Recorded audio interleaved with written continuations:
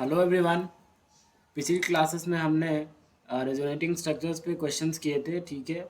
And मैं आपके लिए एक और क्वेश्चन लाया हूँ, ठीक है। आप इस क्वेश्चन को अटेम्प्ट करो, ठीक है। It's also a good question.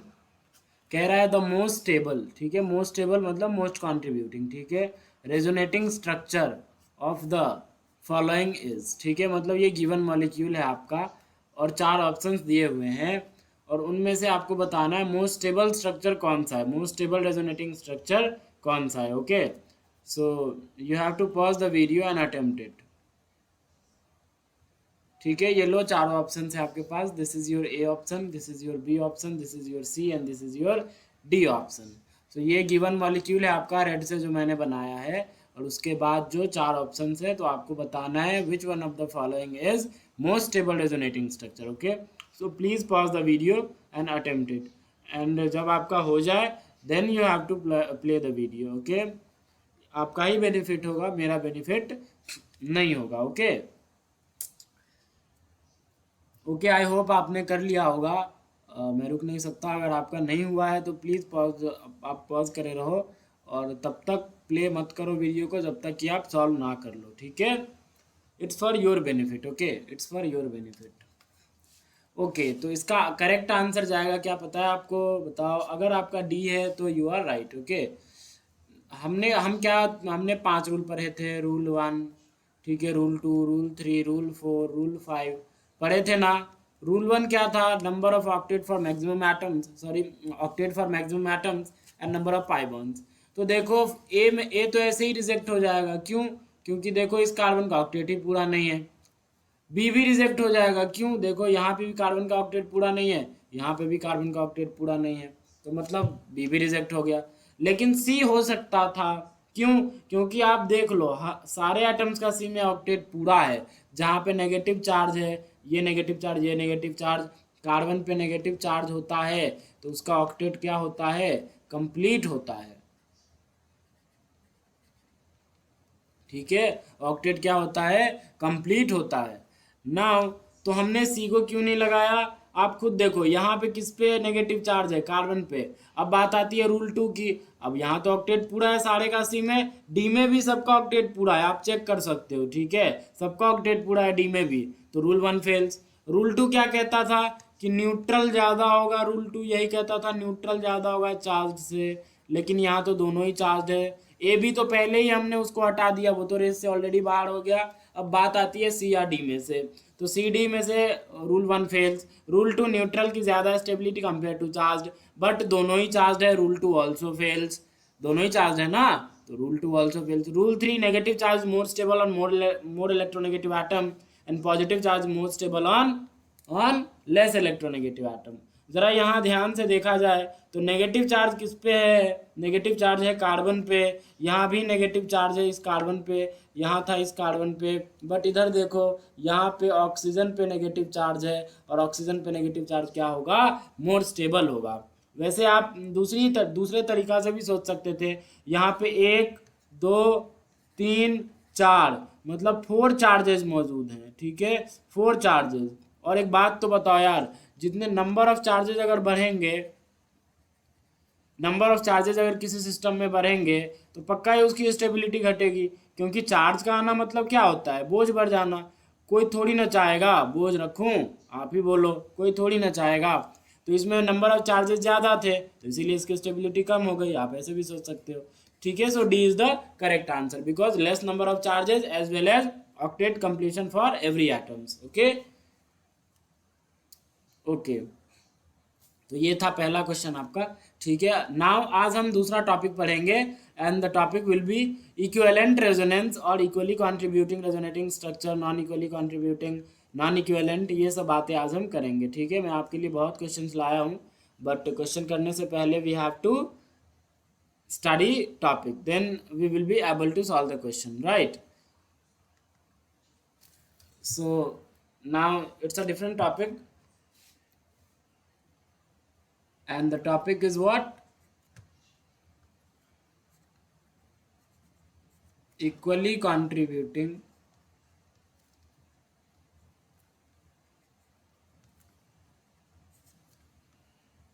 and unequally contributing, unequally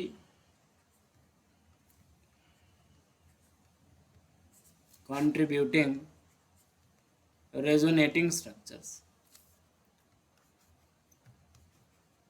ठीक है, एक बात ध्यान रखना, ये इक्वली कंट्रीब्यूटिंग जो लिखा है मैंने, इक्वली कंट्रीब्यूटिंग आरएस को आप इक्विवेलेंट रेजोनेटिंग स्ट्रक्चर भी बोल सकते हो। अरे वही मीनिंग हुआ ना, बस वर्ड अलग है। इक्विवेलेंट आरएस भी बोला जाता है। और अनइक्वली कंट्रीब्यूटिंग को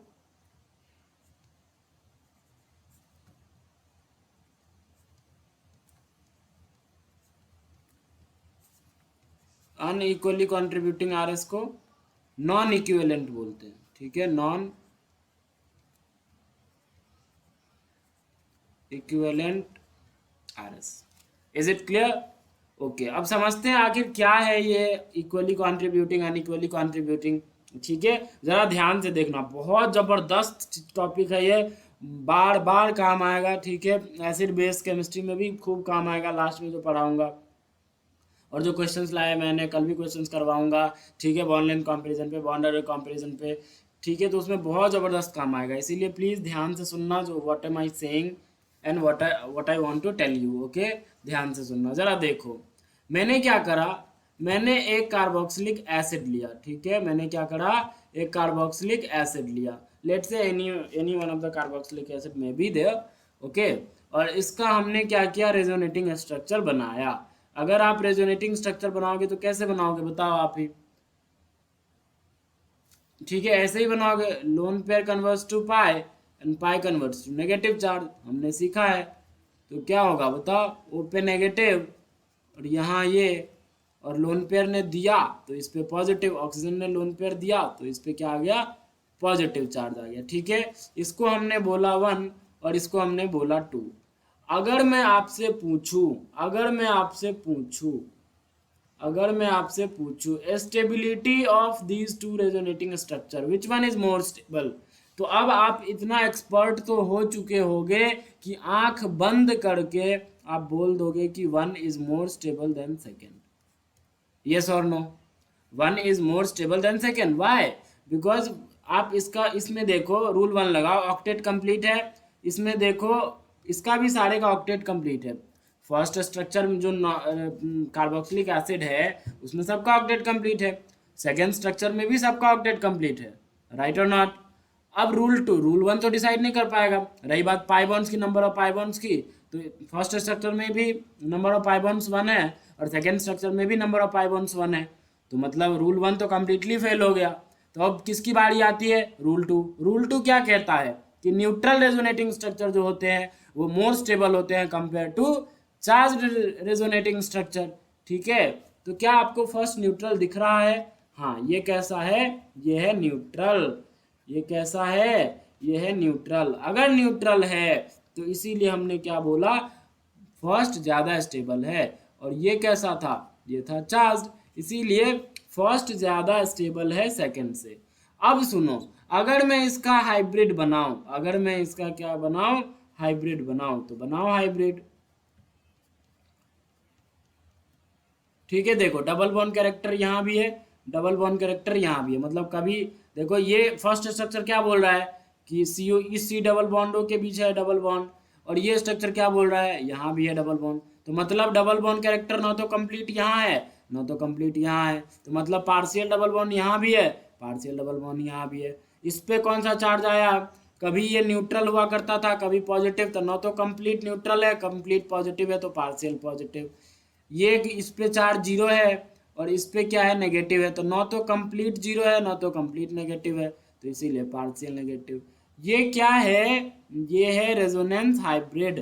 किसका, कार्बोक्सिलिक एसिड का। मानते हो या नहीं, हाँ या ना, बिल्कुल हाँ ना। अब देखो, अब देखो, अगर मैं आपसे पूछूं कि इस हाइब्रिड में कंट्रीब्यूशन किसका ज़्यादा रहा होगा, फर्स्ट वाले स्ट्रक्चर का या सेकंड वाले स्ट्रक्चर का, तो आप बोलोगे फर्स्ट वाले स्ट्रक्चर का मोर कंट्रीब्यूशन रहा होगा, कंपेयर टू सेकेंड। क्यों? मैंने आपको बताया था contribution most stable most contributing, मतलब हम यहाँ से बोल सकते हैं कि ये जो कंट्रीब्यूशन होता है ना, ये जो कंट्रीब्यूशन है of resonating structure directly proportional to what?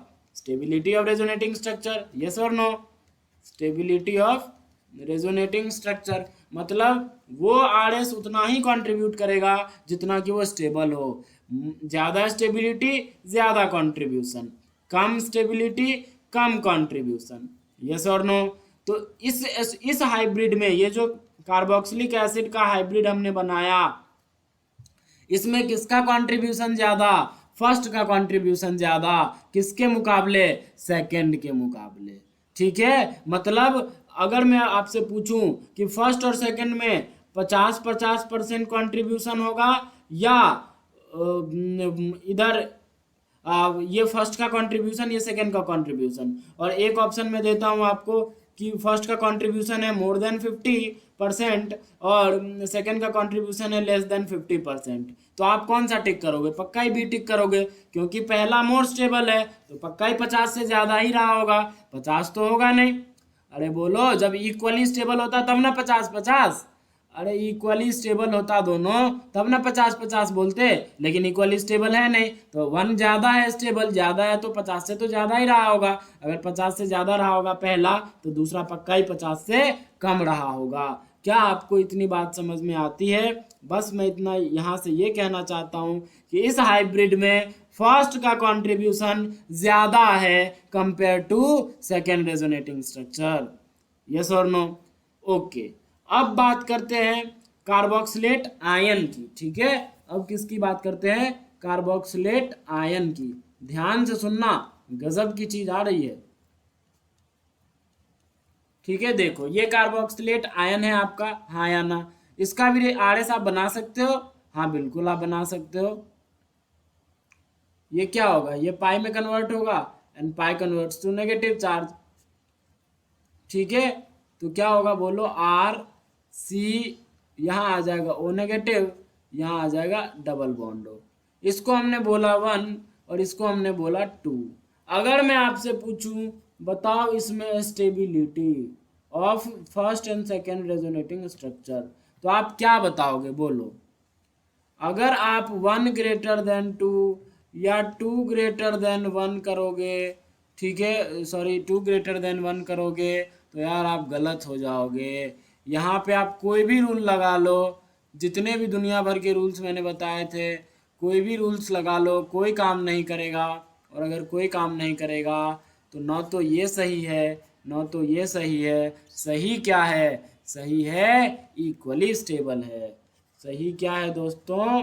Equally stable है। आप वैसे भी देख सकते हो इक्वली स्टेबल है।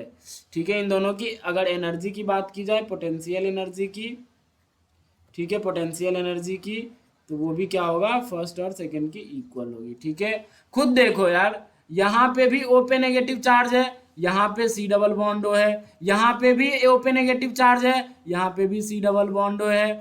देखो फोटो सेम है, ये भी कार्बोक्सिलेट आयन था, ये भी कार्बोक्सिलेट आयन है। दोनों का फोटो गौर से देखो, आप गौर से देखो फोटो। जरा सा इसको रोटेट कर दो, जरा सा इसको पलटा दोगे ना सेकंड स्ट्रक्चर को, तो फर्स्ट ही आ जाएगा। जरा सा पलटा दोगे तो फर्स्ट ही आ जाएगा। मतलब दोनों का फोटो सेम है, फोटो सेम है। और अगर फोटो सेम हो जाए दोनों रेजोनेटिंग स्ट्रक्चर के, तो वो इक्वली कंट्रीब्यूटिंग हो जाते हैं, क्योंकि उनकी स्टेबिलिटी इक्वल हो जाती है। ठीक है, आप कोई भी रूल लगाओ यार, आप रूल 1 लगाओ फेल हो जाएगा, रूल 2 लगाओ फेल, रूल 3 लगाओ फेल, रूल 4 लगाओ फेल, रूल 5 लगाओ फेल। सारे रूल फेल, सारे रूल फेल। मतलब हम यहाँ पे ग्रेटर देन वाला और लेस देन वाला साइन तो यूज ही नहीं कर सकते, दोनों इक्वली स्टेबल है। अब ऐसा मत समझना कि ये दोनों आइडेंटिकल मॉलिक्यूल है, no, they are resonating structures, of course they are resonating structures. अगर मैं इसको 1 बोलूँ, इसको 2 बोलूँ, इसको 3 बोलूँ, तो देखो पहला वाला स्ट्रक्चर बोल रहा है 1-2 के बीच क्या है? Single bond. कैरेक्टर, लेकिन ये 1 था, ये 2 था, ये 3 था, और दूसरा वाला स्ट्रक्चर क्या बोल रहा है, 1 2 के बीच है double bond character. Of course they are giving different informations, and if they are giving different informations then they will be considered as resonating structure. But इस बार जो कंट्रीब्यूशन है दोनों का हाइब्रिड में, इसका अगर आप हाइब्रिड बनाओ, सुनो ध्यान से, अगर इसका आप हाइब्रिड बनाओगे तो कैसा बनेगा बताओ. यहाँ भी डबल वन कैरेक्टर है, यहाँ भी डबल वन कैरेक्टर है, इस पे भी पार्शियल नेगेटिव, कभी यहाँ है कभी यहाँ है पार्शियल नेगेटिव. क्या यही हाइब्रिड होगा? क्या यही हाइब्रिड होगा?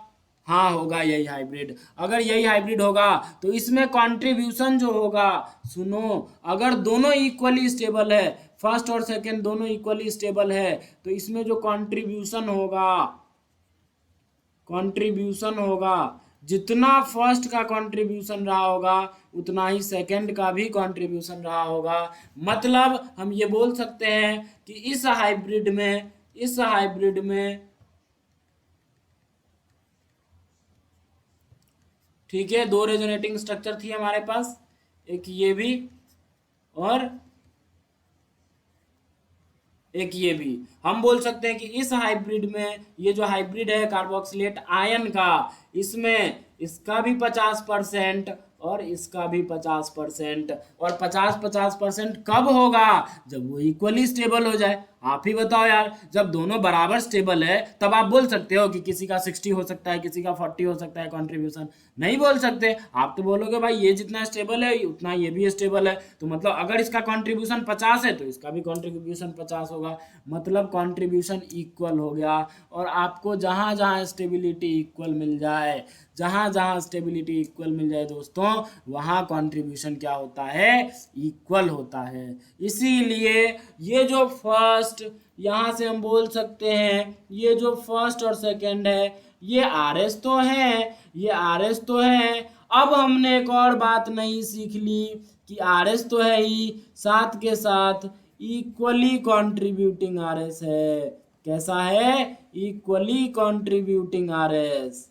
हाँ या ना? या आप इसी को दूसरी लैंग्वेज में क्या बोल सकते हो, इक्विवेलेंट आरएस. क्या बोल सकते हो बताओ? Equivalent RS. 1 और 2 क्या है, इक्विवेलेंट आरएस. कुछ भी बोल दो, इक्वली कंट्रीब्यूटिंग बोलो या इक्विवेलेंट आरएस बोल दो, आपकी मर्जी. ठीक है, इक्विवेलेंट आरएस है. क्या आपको इतनी बात समझ में आई? ठीक है, और गजब की बात सुनाता हूँ, जरा ध्यान से सुनना. और भी कई एग्जाम्पल्स हो सकते हैं, जैसे देखो मैं आपको बताता हूँ.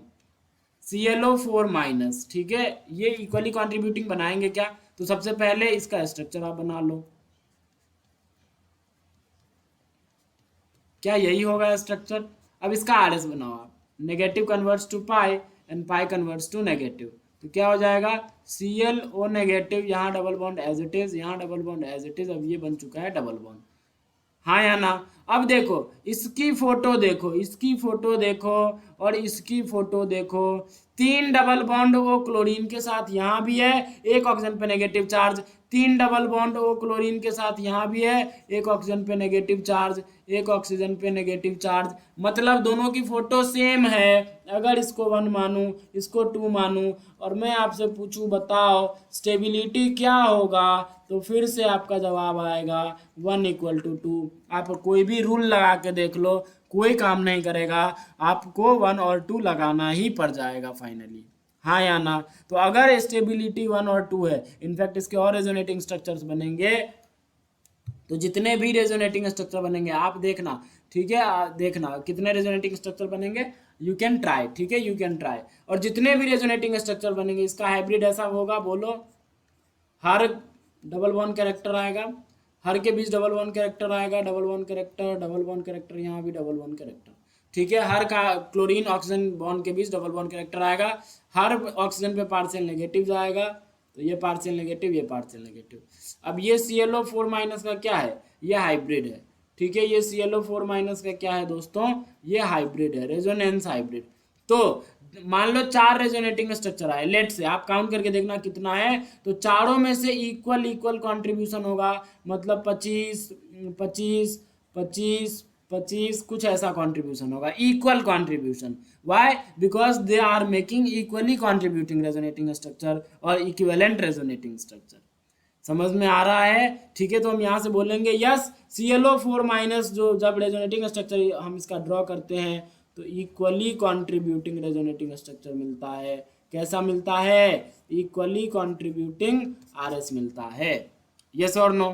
हाँ या ना? ठीक है, आपको अगर बात समझ में आई बहुत अच्छी बात है। और भी एग्जांपल्स मैं आपको दे सकता हूँ। ठीक है, बहुत सारे एग्जांपल्स है दोस्तों। जैसे मान लो RSO, यहाँ पे ये O नेगेटिव है। ठीक है, इसका आप RS बनाओ तो ये एक बार ये नेगेटिव इस डबल बॉन्ड O के साथ भी करेगा रेजोनेंस, तो क्या बनेगा बताओ? RS डबल बॉन्ड O, ये double bond as it is, और यहाँ पे O नेगेटिव आ जाएगा। सिमिलरली ये O नेगेटिव इसके साथ भी, नीचे वाले पाई बॉन्ड के साथ भी रेजोनेंस करेगा, तो क्या आ जाएगा? ये O नेगेटिव, यहाँ डबल बॉन्ड O, और यहाँ ये as it is double bond O। हाँ या ना? तो देखो 3 RS आए, 1 2 3। ठीक है, कितने RS आए बताओ? कितने RS आए? 3 RS आए, होगा ना 3 RS? यस और no? Tell me. Yes, 3 RS आएंगे, पक्का ही 3 RS आएंगे? हाँ आएंगे, पक्का ही 3 RS आएंगे। तो अगर 3 RS आए तो देखो आप फर्स्ट की शक्ल देखो, सेकंड की शक्ल देखो, और थर्ड की शक्ल देखो, फोटो देखो कैसा है, फर्स्ट सेकंड थर्ड। ठीक है, तीनों को देखो। तीनों को देखने पे आपको पता चलेगा, अगर यहाँ भी हमसे पूछा जाए स्टेबिलिटी, तो first second equal to third, मतलब स्टेबिलिटी तीनों की ही इक्वल होगी। और इसका जो हाइब्रिड बनेगा, इसका जो हाइब्रिड बनेगा, ऑक्सीजन ऑक्सीजन ऑक्सीजन, यहाँ भी डबल बॉन्ड कैरेक्टर, यहाँ भी डबल बॉन्ड कैरेक्टर, यहाँ भी double bond character, partial negative यहाँ, पार्शियल नेगेटिव यहाँ, पार्शियल नेगेटिव यहाँ। ये हो गया, क्या बन गया दोस्तों? ये हाइब्रिड बन गया। ठीक है, ये क्या बन गया? ये हाइब्रिड बन गया, रेजोनेंस हाइब्रिड। तो अगर ये तीनों का कंट्रीब्यूशन इक्वल है तो मतलब इसका भी इसमें कितना रहा होगा? 33.33 जो भी आता है, इसका भी 33, इसका भी 33, इक्वल कंट्रीब्यूशन। ठीक है, 33.33 जो भी होता है आपका, ठीक है, इक्वल कंट्रीब्यूशन होगा इस तीनों का। तो ये हम यहाँ से ये भी फिर से हम ये बोल सकते हैं कि ये ROS3 माइनस है, RSO3 माइनस, ये RSO3 माइनस है, ये भी क्या बनाता है? इक्वली कंट्रीब्यूटिंग RS बनाता है। ये भी क्या बनाता है दोस्तों? इक्वली कंट्रीब्यूटिंग RS बनाता है, या हम बोल सकते हैं दूसरी लैंग्वेज में इक्विवेलेंट रेजोनेटिंग स्ट्रक्चर। क्या आपको अब तक की कहानी समझ में आई? और एग्जाम्पल देखना चाहते हो क्या? और एग्जाम्पल? आओ, ये सब तो इनऑर्गेनिक कंपाउंड्स थे, मैं आपको ऑर्गेनिक कंपाउंड्स में एग्जाम्पल देता हूँ। ठीक है, देखो जैसे मान लो मैंने लिखा ये साइक्लोप्रोपिनाइल के टायन। ठीक है, मैंने आपको इसका RS सिखाया था ना, 3 आए थे ना, हर कार्बन पे पॉजिटिव चार्ज आया था। जब हमने इधर शिफ्ट किया तो ये आया, अब इसको इधर शिफ्ट कर दो तो एक और आ जाएगा। हमने सिखा रखा है आपको। तो यहाँ पे 3 RS, फर्स्ट सेकेंड थर्ड। आप ही कमेंट करो स्टेबिलिटी के बारे में। अगर मैं फिर से आपसे पूछूं बता स्टेबिलिटी, बता स्टेबिलिटी, तो आप फिर से कोई रूल आपका काम नहीं करेगा, और जैसा फोटो ये है वैसा ही आपको सेकंड भी दिख रहा होगा। बस इसको आप ऐसे रोटेट कर दोगे ना तो यही बन जाएगा। सिमिलरली इसको इस डायरेक्शन में रोटेट कर दोगे तो फर्स्ट ही बन जाएगा। लेकिन ऐसा नहीं है कि वही बन जाएगा तो आइडेंटिकल है, no, they are giving different information. इसको 1 मान लो, इसको 2 मान लो, इसको 3 मान लो। ये 1 था, ये 2 था, ये 3 था, ये 1 था, ये 2 था, ये 3 था। तो सारा डिफरेंट इन्फॉर्मेशन दे रहा है एक दूसरे के रेस्पेक्ट में।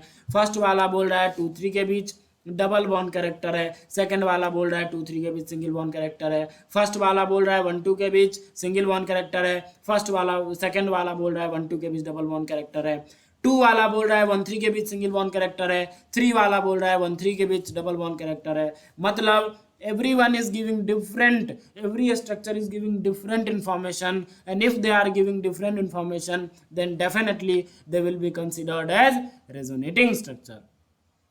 अब तो आइडेंटिकल तो नहीं है, तीनों आर तो हैं, लेकिन तीनों आर की स्टेबिलिटी कैसी होगी, इक्वल। कोई भी रूल लगा लो, rule 1, rule 2, rule 3, rule 4, rule 5, सारा फेल हो जाएगा।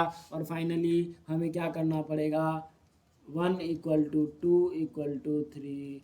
ठीक है, आप खुद देखो यार, खुद देखो, खुद देखो, खुद देखो। जैसी ये, जैसा इसका शकल है वैसा ही इसका शकल है। कार्बन कार्बन के बीच एक पाई बॉन्ड यहाँ भी है, एक पॉजिटिव चार्ज यहाँ भी है, इसमें भी वही कहानी है, इसमें भी वही कहानी है। मतलब इक्वली स्टेबल है तीनों। क्या है, इक्वली स्टेबल। अगर आपसे पोटेंशियल एनर्जी का ऑर्डर भी पूछा जाए तो 1 = 2 = 3 होगा, क्योंकि हमने आपको बता रखा है स्टेबिलिटी का जो रिलेशन होता है वो क्या होता है, इन्वर्सली प्रोपोर्शनल टू एनर्जी होता है। लेकिन जब इक्वल हो जाए तो काहे का इन्वर्सली प्रोपोर्शनल और डायरेक्टली। ठीक है, इक्वल में तो हर चीज़ इक्वल, चाहे एनर्जी इन्वर्सली हो या डायरेक्टली, तो इक्वल ही हो जाएगा। तो स्टेबिलिटी भी इक्वल, एनर्जी भी इक्वल। क्या आपको ये बात समझ में आई? तो हम ये भी बोल सकते हैं यहाँ से कि इसका जो हाइब्रिड होगा, इसका हाइब्रिड हमने आपको सिखा रखा है। ये हर कार्बन कार्बन के बीच डबल बॉन्ड है, यहाँ भी है पार्शियल पॉजिटिव, यहाँ भी है पार्शियल पॉजिटिव, यहाँ भी है पार्शियल पॉजिटिव।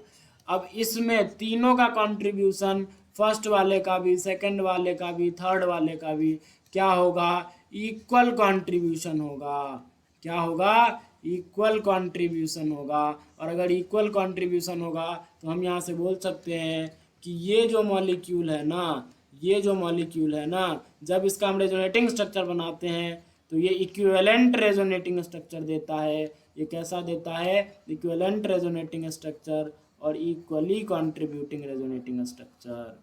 कैसा देता है दोस्तों, इक्वली कंट्रीब्यूटिंग रेजोनेटिंग स्ट्रक्चर। अब कोई आपसे पूछ दे सब्जेक्टिव टाइप क्वेश्चन में, define equally contributing resonating structure, तो अब तो आपको इतना आता होगा ना, डिफाइन कर सकते हो। When contribution becomes equal, when contribution of resonating structures becomes equal in resonance hybrid, then those structures will be called as equally contributing resonating structures. Yes or no? Tell me. तो मतलब आप अगर concept सीखोगे ना तो बड़े से बड़े का डेफिनेशन आप आराम से दे सकते हो।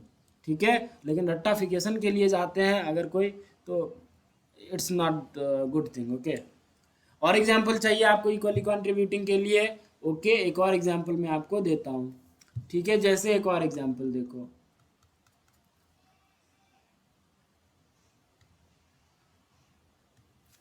देखो जैसे मैंने ये मॉलिक्यूल लिया, ठीक है, ये मॉलिक्यूल अलाइल केटायन, ठीक है, अलाइल केटायन। कैसे इसका रेजोनेटिंग स्ट्रक्चर हमने सीखा है ना, बोलो हाँ या ना। ये इसको 1, इसको 2, इसको 3, 1 2 के बीच पाई चला गया, ये 1 था, ये 2 था, ये 3 था, और 3 पे आ गया पॉजिटिव चार्ज। इसको बोला हमने 1, इसको बोला हमने 2। अगर मैं आपसे पूछूं बताओ स्टेबिलिटी का ऑर्डर, तो आप क्या बताओगे? फिर से आप कोई भी रूल लगा लो, सब फेल हो जाएगा, सब फेल हो जाएगा और सब फेल हो जाएगा। तो आप इसकी शक्ल देखो और इसकी शक्ल देखो, फोटो देखो, आप फोटो दोनों ही सेम है, बस दूसरे वाले को स्ट्रक्चर को पराठे की तरह पलटा दोगे तो फर्स्ट वाला ही मिल जाएगा। लेकिन they are giving different information, that's why they are resonating structures and photo becomes equal, contribution will also become equal. ठीक है, आप कोई भी रूल लगा लेना, कोई काम नहीं करेगा। जैसा ये स्ट्रक्चर दिख रहा है वैसा ही ये सेकंड वाला स्ट्रक्चर दिख रहा है। कार्बन कार्बन के बीच एक पाई बॉन्ड है, इस कार्बन पे पॉजिटिव चार्ज है। सिमिलरली यहाँ पे भी एक कार्बन पे पॉजिटिव चार्ज है और कार्बन कार्बन के बीच पाई बॉन्ड है। मतलब दोनों की क्या है, स्टेबिलिटी इक्वल है, कोई रूल नहीं लग रहा। तो हम यहाँ से बोलेंगे 1 = 2, इजंट इट?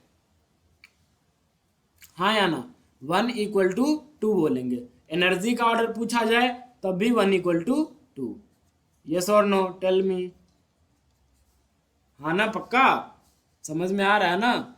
ओके, तो हम यहाँ से अगर इसका हाइब्रिड बनाओ आप, हाइब्रिड, हाइब्रिड, यहाँ भी डबल बॉन्ड कैरेक्टर, यहाँ भी double bond character, partial positive कभी यहाँ, पार्शियल पॉजिटिव कभी यहाँ, तो इसका ये क्या बन गया, ये हाइब्रिड बन गया। ये क्या बन गया, ये हाइब्रिड बन गया। अगर हाइब्रिड बन गया दोस्तों तो हम बोल सकते हैं कि 1 और 2 जो रेजोनेटिंग स्ट्रक्चर है इसका भी 50% कॉन्ट्रीब्यूशन है, इसका भी 50% कॉन्ट्रीब्यूशन है। यस और नो, टेल मी, मतलब इक्वली कंट्रीब्यूशन दोनों का है, इसका भी जितना कंट्रीब्यूशन इसका भी उतना ही कंट्रीब्यूशन। तो हम ये बोल सकते हैं कि अलाइल केटायन जो है आपका ये वाला, it also makes equivalent RS,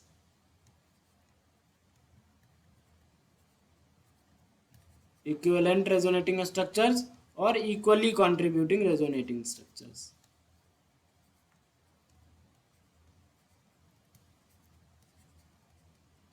आया समझ में? What is the meaning of equally contributing और इक्विवेलेंट आरएस? ठीक है, अनइक्वली मैं बता रहा हूँ, नॉन इक्विवेलेंट अनइक्वल में बता रहा हूँ। पहले आप ये बताओ, आपने समझा इक्विवेलेंट रेजोनेटिंग स्ट्रक्चर? हमें कब पता चल जाएगा कि इक्विवेलेंट है? बस फोटो देखनी है, स्टेबिलिटी चेक करनी है, स्टेबिलिटी इक्वल आ जाएगी, आपको खुद पता चल जाएगा। अरे सब कुछ सेम है यार, यहाँ भी वही कहानी है, इस स्ट्रक्चर में भी यहाँ भी वही कहानी है। जैसे आप इसी में देख लो, आप ऐसे ही आपको पता चल जाएगा कि यहाँ भी एक पाई बॉन्ड है, यहाँ भी एक पाई बॉन्ड है, यहाँ भी एक कार्बन पे पॉजिटिव चार्ज है, यहाँ भी एक कार्बन पे पॉजिटिव चार्ज है, सब कुछ सेम है दोनों में, मतलब दोनों तो रेजोनेटिंग स्ट्रक्चर है। आप ये भी पता लगा लोगे because they are giving different information. First बोल रहा है 1 2 के बीच सिंगल बॉन्ड कैरेक्टर है, सेकंड बोल रहा है 1 2 के बीच डबल बॉन्ड कैरेक्टर है, तो डिफरेंट इन्फॉर्मेशन तो दे रहे हैं, तो आप ये तो बोल दोगे रेजोनेटिंग स्ट्रक्चर है। अब दोनों रेजोनेटिंग स्ट्रक्चर की स्टेबिलिटी की बारी, तो स्टेबिलिटी इक्वल, ये भी आप बता दोगे, स्टेबिलिटी इक्वल, एनर्जी भी इक्वल। हाइब्रिड में फर्स्ट वाले का भी 50% कॉन्ट्रीब्यूशन और इसका भी 50% कॉन्ट्रीब्यूशन, और यहाँ से हम बोल सकते हैं कि ये जो स्ट्रक्चर है क्या बनाता है, इक्विवेलेंट आरएस और equally contributing RS, equally contributing resonating structure बनाता है। क्या आपको इतनी बातें क्लियर हुई? लेकिन हमने जो पहले, अब अनइक्वली मैं आपको समझाता हूं। जैसे देखो, स्क्रीन पे देखना, गौर से सुनना, मेरी एक एक बात इंपॉर्टेंट है, ठीक है? देखो, इसका आप आरएस बनाओ तो lone pair converts to pi, pi converts to negative charge, तो यहाँ पे नेगेटिव आ गया, यहाँ पे ये और कुछ ऐसा, ये था 1, ये था 2। अगर मैं आपसे पूछूँ स्टेबिलिटी, तो अभी कुछ देर पहले मैंने बताया था आप 1 2 ही करोगे, 1 = 2 इसमें नहीं कर सकते। आप इसको देखो यार, ये तो न्यूट्रल कार्बोक्सिलिक एसिड है, ये तो चार्ज है, किसी भी एंगल से दोनों की फोटो सेम लग रही है क्या? किसी भी एंगल से दोनों की फोटो सेम लग रही है क्या? नहीं, नहीं लग रही है सेम। मतलब कार्बोक्सिलिक एसिड जो होता है ना, सुनो ध्यान से, सुनो, कार्बोक्सिलिक एसिड जो होता है ना, वो नॉन इक्विवेलेंट आरएस बनाता है, वो नॉन इक्विवेलेंट आरएस बनाता है, या unequally contributing RS, unequally contributing RS, unequally contributing RS. Unequally है तो मतलब फर्स्ट का जो कंट्रीब्यूशन होगा वो ग्रेटर देन 50 ही रहा होगा। इक्वल हो जाता तो फर्स्ट भी 50 और सेकंड भी 50, लेकिन फर्स्ट का ज्यादा है तो 50 से तो ज्यादा ही रहा होगा ना यार। अरे बोलो, 50 से तो ज्यादा ही कंट्रीब्यूशन रहा होगा ना। मतलब यहां से हमने क्या सीखा कि carboxylic acid non equivalent RS बनाते हैं या अनइक्वली कंट्रीब्यूटिंग रेजोनेटिंग स्ट्रक्चर दूसरी लैंग्वेज में। लेकिन कार्बोक्सिलेट आयन जो होता है ना, कार्बोक्सिलेट आयन, ये क्या बनाता है बोलो? Equally contributing. ये क्या बनाता है? Equally contributing RS, equally contributing RS और equivalent resonating structure.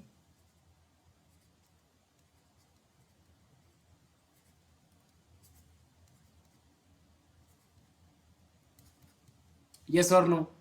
Tell me, आया समझ में? ओके, और भी एग्जांपल देता हूं मैं। अनइक्वली के तो हजार क्या लाखों एग्जांपल्स है, जगह जगह आपको मिल जाएंगे। CH2- C double bond OH, ठीक है, इसका आरएस अब बनाओ, negative converts to pi, pi negative, ठीक है, CH2 double bond CO negative और ये H, ये 1 ये 2। क्या किसी भी एंगल से ये फोटो और ये फोटो सेम दिख रहा है क्या? नहीं, यहाँ पे ऑक्सीजन पे नेगेटिव चार्ज है, यहाँ पे कार्बन पे नेगेटिव चार्ज है, फोटो सेम है ही नहीं, तो स्टेबिलिटी पक्का ही अलग अलग आई होगी। अब स्टेबिलिटी अलग अलग आई होगी तो कैसे चेक करेंगे? अपने लगाएंगे रूल्स, अपने लगाएंगे रूल्स। इसमें भी कार्बोक्सिलिक एसिड की स्टेबिलिटी ज़्यादा क्यों आई उसके चार्ज रेजोनेटिंग स्ट्रक्चर से? क्योंकि हमने यहाँ पे क्या लगाया, रूल लगाया, रूल से काम हो गया, रूल 2 से काम हो गया अपना। यस और नो? सिमिलरली यहाँ भी हम क्या करेंगे, रूल लगाएंगे। रूल 1 फेल हो जाएगा क्योंकि सबका ऑक्टेट पूरा है, number of pi bond same ही है। रूल 2 भी फेल हो जाएगा, वो न्यूट्रलिटी पे है, दोनों ही चार्ज है। रूल 3 लग जाएगा, negative charge is more stable on more electronegative atom, मतलब यहाँ ज़्यादा स्टेबल है, तो 2 की ज़्यादा होगी फर्स्ट से। मतलब अगर इसका हाइब्रिड बनाया जाए, ठीक है, CH2 है, C है, ऑक्सीजन है, H है, हाइब्रिड बनाया जाए, ये ऐसा हाइब्रिड, ठीक है, यहाँ पे भी कभी नेगेटिव, यहाँ पे भी कभी नेगेटिव, तो ये हाइब्रिड हमने तो बनाया। लेकिन इस हाइब्रिड में अगर फर्स्ट रेजोनेटिंग स्ट्रक्चर और सेकेंड की बात करूँ तो सेकेंड का कंट्रीब्यूशन मोर देन 50% होगा और फर्स्ट का कंट्रीब्यूशन लेस देन 50% होगा।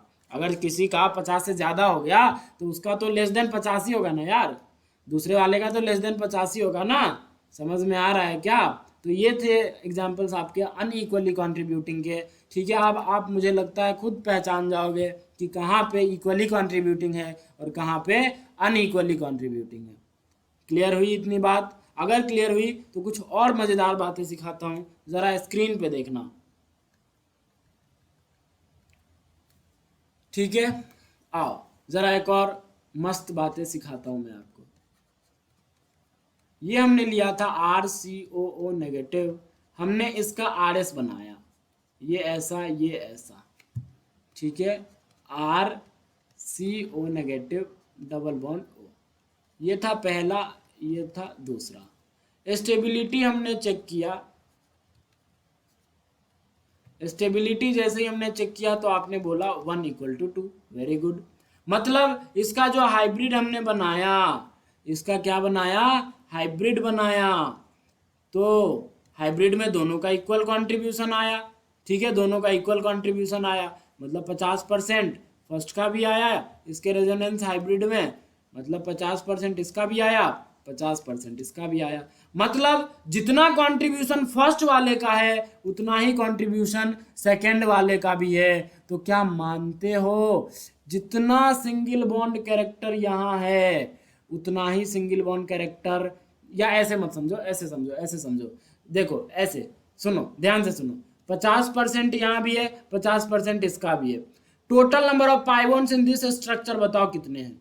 Total number of pi bonds in this structure बताओ कितने हैं? एक ही है ना, एक पाई बॉन्ड है ना। इस स्ट्रक्चर में क्या है, एक ही पाई बॉन्ड है, इस स्ट्रक्चर में भी एक पाई बॉन्ड, इस स्ट्रक्चर में भी एक पाई बॉन्ड। 50% इसका भी कंट्रीब्यूशन, 50% इसका भी कंट्रीब्यूशन, किस में, हाइब्रिड में। हाइब्रिड में दोनों का इक्वल कंट्रीब्यूशन, और हाइब्रिड में हमें यहाँ भी पाई दिखाना पड़ रहा है, यहाँ भी पाई दिखाना पड़ रहा है। इट मीन्स अगर पाई बॉन्ड तो थे एक ही, पाई बॉन्ड तो थे एक ही, हाइब्रिड तो बता रहा है कि यहाँ भी डबल बॉन्ड कैरेक्टर होगा, यहाँ भी डबल बॉन्ड कैरेक्टर होगा, ठीक है, दो पाई नहीं थे, पाई बॉन्ड तो एक ही थे, या तो आप इस स्ट्रक्चर में देख लो या तो आप इस स्ट्रक्चर में देख लो, पाई बॉन्ड तो एक ही थे। पाई बॉन्ड कितने थे, पाई बॉन्ड तो एक ही थे। अब उसी एक पाई बॉन्ड का, अगर उसी एक पाई बॉन्ड का यहाँ भी एक पाई बॉन्ड है, यहाँ भी एक पाई बॉन्ड है, इसमें भी 50% कंट्रीब्यूशन, इसका भी 50% कंट्रीब्यूशन, एक पाई बॉन्ड है और दोनों स्ट्रक्चर का 50-50 कंट्रीब्यूशन हो रहा है। मतलब यहाँ से हम ये बोल सकते हैं कि जितना पाई बॉन्ड पहला स्ट्रक्चर में रहा होगा उतना ही पाई बॉन्ड सेकेंड वाले स्ट्रक्चर में रहा होगा। मतलब ओ माय गॉड, गजब हो गया कि ये जो पाई बॉन्ड और ये जो पाई बॉन्ड है ना, था तो एक ही, अरे बोलो, पाई बॉन्ड था तो एक ही, ये तो पार्शियल बता रहा है, तो यहाँ से हम बोल सकते हैं कि ये भी 0.5 पाई बॉन्ड, ये भी 0.5, क्योंकि दोनों का सम करोगे तभी ही 1 आएगा और एक ही पाई बॉन्ड था मेरे स्ट्रक्चर में। तो यहाँ से हमने क्या पता लगाया, गजब हो गया, देखो क्या हो गया, देखो गजब हो गया, गजब की चीज़ आ गई। आपने कंट्रीब्यूशन बता दिया बॉन्ड तक का कि यहाँ पे 0.5 पाई बॉन्ड, मतलब आधा आधा पाई बॉन्ड है दोनों के बीच, क्या है, आधा आधा पाई बॉन्ड है दोनों के बीच। याद करो जब हमने आपको रेजोनेंस पढ़ाया था तो मैंने बताया था 3 p ऑर्बिटल्स पैरेलल आ जाते हैं, तो ये बीच वाला p ऑर्बिटल इससे भी टच करता है, इससे भी टच करता है, तो हमने आपको बताया था कि इक्वली टच कर सकता है, तो हमने बताया था कि वो हम शक्ल देख के बताएंगे कि इक्वली टच करेगा या नहीं। तो देखो यार वही एग्जाम्पल यहाँ पे आ चुका है। यहाँ पे इक्वल जितना पाई कैरेक्टर इस, अगर इसको CO स्टार कर दूं मैं, इस ऑक्सीजन को स्टार लगा दूं, तो जितना पाई कैरेक्टर CO स्टार के बीच है उतना ही पाई कैरेक्टर CO नॉर्मल ऑक्सीजन जो है, ये वाला नॉर्मल ऑक्सीजन जो है, इसके बीच भी उतना ही डबल बॉन्ड कैरेक्टर है। मतलब अगर मैं आपसे पूछूं बॉन्ड ऑर्डर CO स्टार का बता दो कितना होगा, तो बताओ बताओ। एक सिग्मा, देखो देखो देखो, सुनो, अब तो देखो देखो, ये एक सिग्मा तो है और पहले से ही था, तो उसका तो लोगे ही। क्या होता है bond order? Effective number of bonds between two atoms, जितने बॉन्ड से दो एटम के बीच, वही होता है बॉन्ड ऑर्डर। ठीक है, effective number of bonds between two atoms, तो एक सिग्मा तो पहले से था, तो 1 प्लस ये पाई बॉन्ड कितना, ओ माय गॉड 0.5, कितना 0.5, तो कितना आ गया 1.5 आ गया दोस्तों, 1.5। और सिमिलरली अगर मैं आपसे पूछूं बॉन्ड ऑर्डर CO का नॉर्मल ऑक्सीजन, उसी तरह देखो देखो, यहाँ पे भी एक सिग्मा, तो एक सिग्मा प्लस ये पाई कैरेक्टर, ये भी कितना 0.5, क्योंकि दोनों का 50-50 कंट्रीब्यूशन था, इसका भी 50 था, इसका भी 50 था, पाई बॉन्ड था एक ही। हाइब्रिड में बता रहा है दोनों जगह डबल बॉन्ड कैरेक्टर है, एक ही पाई बॉन्ड है, दोनों का 50-50 कंट्रीब्यूशन है, तो पक्का ही आधा पाई बॉन्ड इस कार्बन ऑक्सीजन के बीच रहा होगा, आधा पाई बॉन्ड उस कार्बन ऑक्सीजन के बीच रहा होगा, मतलब हाफ पाई बॉन्ड रहे होंगे। और अगर हाफ पाई बॉन्ड आ गए तो हम यहाँ से बॉन्ड ऑर्डर तक कैलकुलेट करके बता दिया। हमने बॉन्ड ऑर्डर क्या करके बता दिया? कैलकुलेट करके बता दिया। दोनों, या तो इस कार्बन ऑक्सीजन के बीच की बात करो, या तो इस कार्बन और इस ऑक्सीजन की बात करो, दोनों के बीच का बॉन्ड ऑर्डर हमने कैलकुलेट करके बता दिया। और यहाँ से अगर हमसे पूछा जाए कि बताओ RCO नेगेटिव में, इसको हमने बोला A, इसको हमने बोला B, compare bond length of A and B, compare bond length of A and B, तो क्या होगा बताओ? मैंने आपको पढ़ाया था बॉन्ड ऑर्डर इनवर्सली प्रोपोर्शनल होता है किससे? सबसे इंट्रोडक्शन टू रेजोनेंस वाले लेक्चर में ही हमने बताया था bond order inversely proportional to bond length. और आप ही बताओ, ये अगर ये ऑक्सीजन स्टार है मान लो, और जितना बॉन्ड ऑर्डर यहाँ था उतना ही बॉन्ड ऑर्डर यहाँ था, बताओ। हाइब्रिड में अभी हमने देखा, अरे अभी हमने देखा ना, हाइब्रिड में तो अभी हमने देखा ना कि जितना बॉन्ड ऑर्डर इन दोनों के बीच है उतना ही बॉन्ड ऑर्डर इन दोनों के बीच है, मतलब दोनों कार्बन ऑक्सीजन के बीच का बॉन्ड ऑर्डर ही सेम हो गया, तो हम क्या बोलेंगे? बॉन्ड लेंथ भी इक्वल हो जाएगी। बॉन्ड लेंथ क्या आ जाएगा? A equal to B. क्या आ जाएगा बोलो? A equal to B. मतलब सोचो क्या हो गया, जब दुनिया में कंट्रीब्यूशन इक्वल हो गया तो आपने बॉन्ड ऑर्डर कैलकुलेट कर दिया, बॉन्ड लेंथ बता दिया। ठीक है, और भी एक चीज बता सकते हैं, चार्ज। ठीक है, वो भी मैं सिखाता हूं अभी। लेकिन सुनो, अगर कहीं पे ये है, ठीक है, इसका स्ट्रक्चर ये है, ठीक है, ये पाई बॉन्ड नहीं है, यहाँ पे नेगेटिव है, ये डबल बॉन्ड OH पॉजिटिव। ठीक है, तो अगर हमसे इसका कंट्रीब्यूशन ज्यादा होगा 1 ग्रेटर देन 2, अगर ये 1 है और ये 2 है तो पक्का ही 1 ग्रेटर देन 2 स्टेबिलिटी का ऑर्डर तो यही होगा ना, 1 ग्रेटर देन 2। अगर 1 ग्रेटर देन 2 होगा तो मतलब इसका कंट्रीब्यूशन ज्यादा रहा होगा, किसमें? हाइब्रिड में। लेकिन कितना रहा होगा हमें नहीं पता, हो सकता है 70 हो जाए, दूसरे वाले का 30 हो जाए, हो सकता है पहले वाले का 80 हो जाए, दूसरे वाले का 20 हो जाए, हो सकता है पहले वाले का 60 हो जाए, दूसरे वाले का 40 हो जाए, हो सकता है पहले वाले का 90 हो जाए, दूसरे वाले का 10 हो जाए। कितना होगा हमें नहीं पता, वी कांट फाइंड।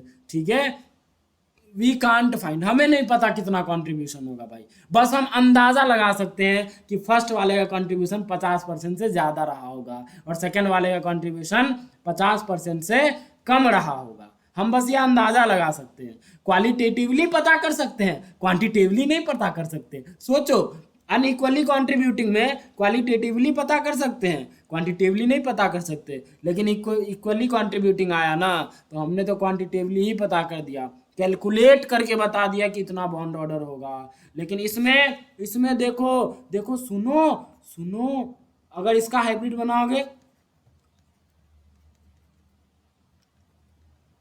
तो यहाँ पे पार्शियल पॉजिटिव, यहाँ पार्शियल नेगेटिव, यही होगा हाइब्रिड कार्बोक्सिलिक एसिड का। यहाँ भी डबल बॉन्ड कैरेक्टर है, यहाँ भी डबल बॉन्ड कैरेक्टर है, मतलब अगर इसको मैं स्टार मान लूँ तो बॉन्ड ऑर्डर CO स्टार क्या होगा, बॉन्ड ऑर्डर जो होगा CO स्टार का वो 2 से कम रहा होगा, क्योंकि परफेक्ट डबल बॉन्ड तो नहीं है, परफेक्ट 2 बॉन्ड तो नहीं है दोस्तों। अरे परफेक्ट तो 2 बॉन्ड नहीं है ना, यहाँ पे पार्शियल डबल बॉन्ड कैरेक्टर है, अगर परफेक्ट 2 होता तो बॉन्ड ऑर्डर 2 हो जाता, लेकिन परफेक्ट डबल बॉन्ड तो है नहीं, तो पार्शियल डबल बॉन्ड कैरेक्टर है, मतलब 2 से कम, लेकिन पार्शियल डबल बॉन्ड कैरेक्टर तो है तो 1 से ज्यादा। अगर 1 सिग्मा होता बस तब 1 हो जाता, लेकिन कुछ ना कुछ पार्शियल डबल बॉन्ड कैरेक्टर भी है, तो मतलब 1 से ज्यादा। हम बस ये बता सकते हैं, कितना होगा exactly we can't tell, because हमें पता ही नहीं है कंट्रीब्यूशन कितना है, हमें पता ही नहीं है कंट्रीब्यूशन कितना है, हाँ या ना। लेकिन इक्वली कंट्रीब्यूशन में, इक्वली कंट्रीब्यूटिंग वाले स्ट्रक्चर्स में हमें पता है कि इसका भी 50 है, इसका भी 50 है, उसके हिसाब से हम देख के बता दिए अच्छा बॉन्ड ऑर्डर इसके बीच में इतना होगा, लेकिन अनइक्वली में वी कांट टेल, हम बस अंदाजा लगा सकते हैं। ठीक है, क्या आपको बात समझ में आई? बोलो, क्या आपको इतनी बात समझ में आई? अगर आई तो आइए एक और बात सिखाता हूं मैं आपको। ठीक है, जरा ध्यान से देखना। ठीक है, हमने अभी पाई बॉन्ड समझा इक्वली वाले में कि पाई बॉन्ड का इक्वल कंट्रीब्यूशन है। ठीक है, अब चार्ज की बात करते हैं। ठीक है, देखो नेगेटिव, ये पाई में गया नेगेटिव और पाई गया नेगेटिव में, तो ये बन गया, ये बन गया, हाँ या ना? अरे हाँ या ना?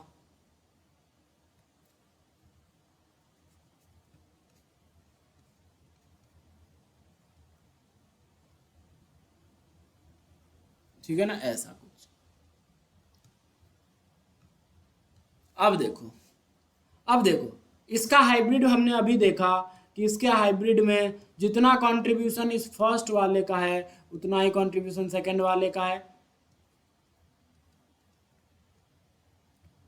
बोलो, इसका हाइब्रिड में हमने यही देखा, जितना कंट्रीब्यूशन फर्स्ट वाले का है उतना ही कंट्रीब्यूशन सेकंड वाले का है। इसका भी है 50%, इसका भी है 50%। अभी हमने यहाँ से देखा जितना पाई बॉन्ड यहाँ रहा होगा उतना ही पाई बॉन्ड यहाँ, टोटल पाई बॉन्ड्स कितने थे? 1, तो जितना यहाँ उतना ही यहाँ, क्योंकि दोनों का कंट्रीब्यूशन इक्वल है। जितना पाई बॉन्ड यहाँ है उतना ही पाई बॉन्ड यहाँ रहा होगा, क्योंकि दोनों का कंट्रीब्यूशन इक्वल है। अब थे कितने पाई बॉन्ड्स? एक ही, तो एक को हम 2 इक्वल भागों में कैसे बांट सकते हैं? तो आधा आधा।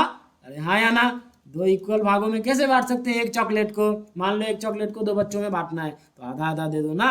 अगर इसको ज़्यादा दे दोगे, उसको कम दे दोगे तो क्या हो जाएगा? लड़ाई हो जाएगा। लेकिन हमें लड़ाई नहीं करवाना, तो यहाँ पे दोनों इक्वल कंट्रीब्यूशन था। जितना डबल बॉन्ड कैरेक्टर इसमें था उतना ही डबल बॉन्ड कैरेक्टर इसमें, मतलब जितना डबल बॉन्ड कैरेक्टर, ऐसा मैं कहना चाह रहा हूँ कि जितना डबल बॉन्ड कैरेक्टर यहाँ है उतना ही डबल बॉन्ड कैरेक्टर यहाँ है। क्यों? क्योंकि दोनों का इक्वल कंट्रीब्यूशन है, और अगर इक्वल कंट्रीब्यूशन है तो थे कितने पाई बॉन्ड्स? एक पाई बॉन्ड्स थे। इस स्ट्रक्चर में भी एक पाई बॉन्ड थे, इस स्ट्रक्चर में भी एक पाई बॉन्ड थे। अगर दोनों स्ट्रक्चर में एक पाई बॉन्ड थे तो एक पाई बॉन्ड का इक्वल कंट्रीब्यूशन कैसे ले सकते हैं? तो एक चीज को 2 भागों में ऐसे ही तोड़ोगे ना यार, हाफ हाफ कर दो, दोनों का सम करोगे 1 आ जाएगा।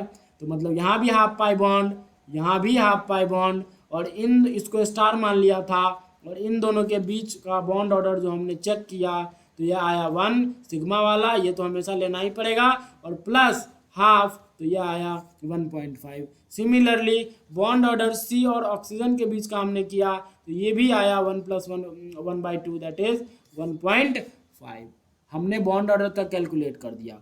अब बात आती है चार्ज की। देखो चार्ज की जरा सुनना ध्यान से। अगर दोनों का इक्वली कंट्रीब्यूशन है तो जितना पार्शियल नेगेटिव चार्ज इस पे रहा होगा उतना ही पार्शियल नेगेटिव चार्ज इस पे रहा होगा।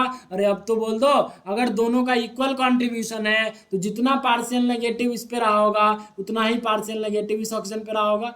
इस ऑक्सीजन पे देखो मैं दूसरे कलर से दिखा रहा हूँ, जितना कंट्रीब्यूशन इस ऑक्सीजन पे रहा होगा उतना ही कंट्रीब्यूशन नेगेटिव चार्ज का इस कंट्रीब्यूशन पे रहा होगा, इस ऑक्सीजन पे रहा होगा। जितना पार्शियल नेगेटिव चार्ज इस ऑक्सीजन पे रहा होगा, देखो जितना पार्शियल नेगेटिव चार्ज इस ऑक्सीजन पे रहा होगा उतना ही पार्शियल नेगेटिव चार्ज इस ऑक्सीजन पे रहा होगा। क्यों? क्योंकि दोनों का इक्वल कंट्रीब्यूशन है। अब थे कितने negative charge? Total negative charge कितने थे? एक ही थे ना, एक ही थे ना। या तो आप इस स्ट्रक्चर में देख लो या तो आप इस स्ट्रक्चर में देख लो, दोनों स्ट्रक्चर में एक ही नेगेटिव चार्ज है। अब एक नेगेटिव चार्ज को दो इक्वल भागों में बांटना है, तो कैसे बांटेंगे? यहाँ भी माइनस हाफ कर दो, यहाँ भी माइनस हाफ कर दो। ओ माय गॉड, मतलब देखो आपने तो जन्म कुंडली ही निकाल दी। क्या निकाल दी दोस्तों? जन्म कुंडली ही निकाल दी। यहाँ भी माइनस हाफ चार्ज दिखा दिया, यहाँ भी माइनस हाफ चार्ज दिखा दिया। इसीलिए मैं कभी कभी ऐसा लिख देता था, याद करो क्लासेस में मैंने ऐसा लिख देता था। आज आपको समझ में आ गया होगा माइनस हाफ कैसे आया। बोल दो यार, समझ में आया या नहीं आया? जन्म कुंडली निकाल दी, बॉन्ड ऑर्डर कैलकुलेट कर दिया, चार्ज बता दिया, मतलब हमने सब कुछ बता दिया। लेकिन अनइक्वली कंट्रीब्यूशन की बात करो, अनइक्वली कंट्रीब्यूटिंग की बात करो, जैसे आरसीओएच का बात करो,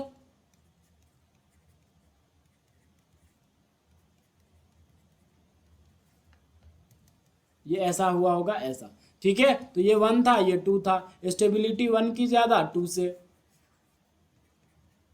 हाँ या ना? ज्यादा। तो हमें तो इसका कंट्रीब्यूशन पक्का है 50 से ज्यादा, इसका कंट्रीब्यूशन 50 से कम। हमें नहीं पता कितना, तो इसका हाइब्रिड जो हम बनाएंगे, इसका जो हाइब्रिड हम बनाएंगे, यहाँ पे भी डबल वन कैरेक्टर आ होगा, ये डबल वन कैरेक्टर है, पाई वन नहीं है। ठीक है, ये डबल वन कैरेक्टर, यहाँ भी double one character, partial double one character. यहाँ पे पॉजिटिव है, एक हाइड्रोजन जुड़ा हुआ है इससे, और यहाँ पे पार्शियल नेगेटिव। इसमें हम चार्जेस को डिफाइन नहीं कर पाएंगे क्योंकि हमें कंट्रीब्यूशन पता ही नहीं है। तो यहाँ पे बस हम ये लिखेंगे पार्शियल पॉजिटिव और पार्शियल नेगेटिव। लेकिन कार्बोक्सिलेट आयन में हमने चार्ज को भी डिफाइन कर दिया, माइनस हाफ। और ये सब तभी हो रहा है जब हमें इक्वली कंट्रीब्यूशन आरएस मिल रहे हैं या इक्विवेलेंट रेजोनेटिंग स्ट्रक्चर्स मिल रहे हैं। क्या आपको इतनी बात समझ में आई?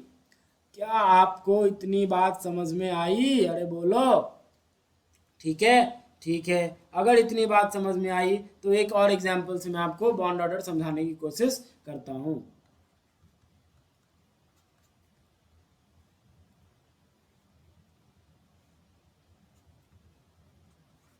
मान लो ये है, इसके 3 आरएस थे ना,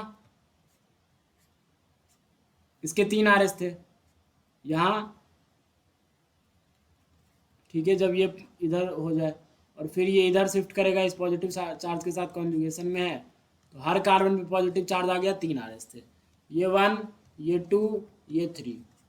ठीक है, अब एक बात बताओ, इसका आरएस स्टेबिलिटी आप खुद अब बता दोगे स्टेबिलिटी क्या है। फोटो सेम देख लो आप, फोटो सेम है, इक्वल कंट्रीब्यूशन होगा, मतलब 1 = 2 = 3, 1 = 2 = 3 स्टेबिलिटी। और इसका आप अगर रेजोनेंस हाइब्रिड बनाओगे, इसका अगर आप क्या बनाओगे, रेजोनेंस हाइब्रिड बनाओगे, तो यही बनाओगे आप। ठीक है, यही बनाओगे, पार्शियल पॉजिटिव यहाँ भी, पार्शियल पॉजिटिव यहाँ भी, पार्शियल पॉजिटिव यहाँ भी। अगर तीनों का इक्वल कंट्रीब्यूशन है, अगर तीनों का इक्वल कंट्रीब्यूशन है, तो एक बात बताओ, पाई बॉन्ड कितने थे? एक ही पाई बॉन्ड थे ना, एक ही पाई बॉन्ड थे ना। या तो इस स्ट्रक्चर में देख लो, या तो इस स्ट्रक्चर में देख लो, या तो इस स्ट्रक्चर में देख लो, तीनों में एक ही पाई बॉन्ड थे और तीनों का इक्वल कंट्रीब्यूशन है। तो एक पाई बॉन्ड को 3 भागों में कैसे बांट सकते हो? 0.33, 0.33, 0.33। क्या मानते हो ऐसा ही करोगे? तो क्या बोल सकते हो कि जितना पाई बॉन्ड इसके बीच हो रहा होगा उतना ही पाई बॉन्ड यहाँ भी और उतना ही पाई बॉन्ड यहाँ भी। मतलब अगर आपसे पूछा जाए 1, 2, 3 बॉन्ड ऑर्डर, नेमिंग कर दिया मैंने, बॉन्ड ऑर्डर C1 C2 के बीच का बता दे, या डायरेक्ट CC भी लिख देगा, कोई दिक्कत नहीं है। हम नंबरिंग दिखा दे रहे हैं ताकि आपको क्लियरली पता चले। डायरेक्ट CC भी लिख देता है, कोई दिक्कत वाली बात नहीं है। हमने 1, 2 इसलिए कर दिया ताकि आपको क्लियरली समझ में आए। ठीक है, बॉन्ड ऑर्डर C1 C2 के बीच का निकालो, तो C1 C2 के बीच देखो, एक सिग्मा तो पहले से है, सिग्मा तो हमेशा पहले से है भाई, पाई बनने से पहले तो सिग्मा रहा ही होगा, तो फर्स्ट प्लस इस पाई बॉन्ड का अब कंट्रीब्यूशन कितना, एक ही पाई बॉन्ड थे, तीन स्ट्रक्चर थे, तीनों का इक्वल कंट्रीब्यूशन था, मतलब एक पाई वन को तीन भागों में इक्वली बांटना है। 0.33, 0.33, ओ माय गॉड, यहाँ से आ गया बॉन्ड ऑर्डर जो होगा C1 C2 के बीच का वो 1.33 होगा। Similarly bond order C2 C3 का निकाल लो, 1.33 आएगा। बॉन्ड ऑर्डर C1 C3 का निकाल लो, वो भी कितना आएगा, 1.33 आएगा। रही बात चार्ज की, तो इक्वली कंट्रीब्यूटिंग आ रहे से तीनों, मतलब जितना पॉजिटिव यहाँ है उतना ही यहाँ भी, उतना ही यहाँ भी, मतलब जितना पार्शियल पॉजिटिव यहाँ, जितना पार्शियल पॉजिटिव यहाँ, उतना ही पार्शियल पॉजिटिव यहाँ, उतना ही पार्शियल पॉजिटिव यहाँ। अब एक पॉजिटिव थे, कितने पॉजिटिव, एक ही पॉजिटिव, या तो आप इस स्ट्रक्चर में देखो, इस स्ट्रक्चर में देखो, या इस स्ट्रक्चर में देखो, एक ही पॉजिटिव थे। अगर एक ही पॉजिटिव थे और उसको हमें तीन भागों में बांटना है, हमें तीन भागों में बांटना है, तो अब यहाँ पे +1/3, +1/3, +1/3 बोल दो यार। अरे कर सकते या नहीं कर सकते, देखो आपने इसमें भी चार्ज को डिफाइन कर दिया। यही है खूबसूरती किसकी, इक्वली कंट्रीब्यूटिंग की। इक्वली कंट्रीब्यूटिंग में आपने बॉन्ड ऑर्डर बता दिया, चार्ज डिफाइन कर दिया, बॉन्ड लेंथ भी आराम से बता सकते हो। अनइक्वली कंट्रीब्यूटिंग में यू कान डिफाइन एनीथिंग, हम बस अंदाज़ा लगा सकते हैं अनइक्वली के लिए। इक्वली के लिए तो हम उसका जन्म कुंडली निकाल देंगे, उसका पूरा ऑपरेशन कर डालेंगे, लेकिन अनइक्वली में वी कान टेल एनीथिंग, बस हम एक अंदाज़ा लगा सकते हैं, पता लगा सकते हैं कि हाँ ऐसा हो रहा होगा, इसका कंट्रीब्यूशन ज़्यादा है तो यहाँ पे ये कुछ ऐसा वैसा रहा होगा, बस हम पता लगा सकते हैं। क्या आपको ये बात समझ में आई? ठीक है, तो हम यहाँ पे बॉन्ड ऑर्डर कैसे कैलकुलेट कर रहे हैं, लेकिन बॉन्ड ऑर्डर कैलकुलेट कब हो रहा है, जब इक्वली कंट्रीब्यूटिंग हो, क्योंकि इक्वली कंट्रीब्यूशन में ही आपको पता चल रहा है कि सबका इक्वली कंट्रीब्यूशन है। तो आप वहाँ से पाई बॉन्ड कैरेक्टर बता दे रहे हो कि अगर तीनों का इक्वली कंट्रीब्यूशन है, इक्वली कंट्रीब्यूशन है, तो जितना पाई यहाँ उतना ही यहाँ, उतना ही यहाँ, उस हिसाब से आप बॉन्ड ऑर्डर तक बता दे रहे हो। लेकिन अनइक्वली कंट्रीब्यूटिंग में आपको पता ही नहीं है, आपको पता ही नहीं है कि कितना पाई यहाँ रहा होगा, कितना पाई कैरेक्टर यहाँ रहा होगा, आपको पता है जी? बोलो। देखो इसका हाइब्रिड ऐसा, यहाँ भी पाई, यहाँ भी पाई कैरेक्टर, यहाँ पार्शियल पॉजिटिव, एक हाइड्रोजन अटैच है इससे, यहाँ पार्शियल नेगेटिव। आपको तो बस इतना पता है ना ये 50% से ज़्यादा है, ये थोड़ी ना पता है ये 60 है कि 40 है कि 70 है, 30 है कि 90 है, 10 है कि 65 है या 35 है, कुछ हमें नहीं पता। तो हमें कैसे पता चलेगा कि यहाँ कितना पाई बॉन्ड है? ये हो सकता है, ये हो सकता है ये 0.6 हो जाए, 0.7 हो जाए, या 0.2 हो जाए, 0.3 हो जाए, मतलब हमें क्या पता कितना होगा भाई। लेकिन जहाँ इक्वली कंट्रीब्यूशन था कार्बोक्सिलेट आयन में, वहाँ हमने 0.5 पाई बॉन्ड बता दिया था। यहाँ we can tell the bond order by applying the above rule like equally contributing orders. We can't define the bond order here, but yes we can हम एक अंदाज़ा ज़रूर लगा सकते हैं। ठीक है, इंग्लिश मुझे आती नहीं है उतनी, आपको पता ही है, I love English but English hates me. कई बार प्रपोज कर चुका हूँ इंग्लिश को, लेकिन इंग्लिश ने हर बार मुझे रिजेक्ट ही किया है।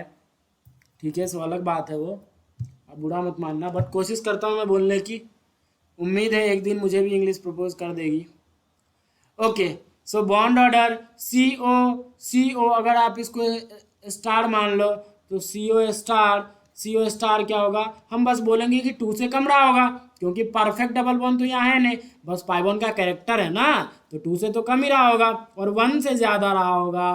क्यों क्यों क्यों क्यों क्यों क्यों क्यों क्योंकि यहाँ कुछ ना कुछ पाई बॉन्ड कैरेक्टर भी है, तो 1 इसका और इसका भी पाई बॉन्ड कैरेक्टर, तो कुछ ना कुछ पाई कैरेक्टर रहा होगा, इसलिए 1 से ज़्यादा। हम बस इतना बता सकते हैं, इसके अलावा कितना पाई होगा, चार्ज कितना होगा, हम वो सब कुछ नहीं बता सकते हैं। तो बॉन्ड ऑर्डर अनइक्वली कंट्रीब्यूशन के लिए we can't define.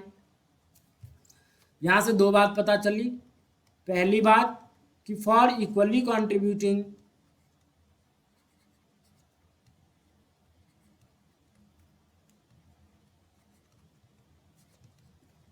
we can calculate the bond order, we can calculate the bond order।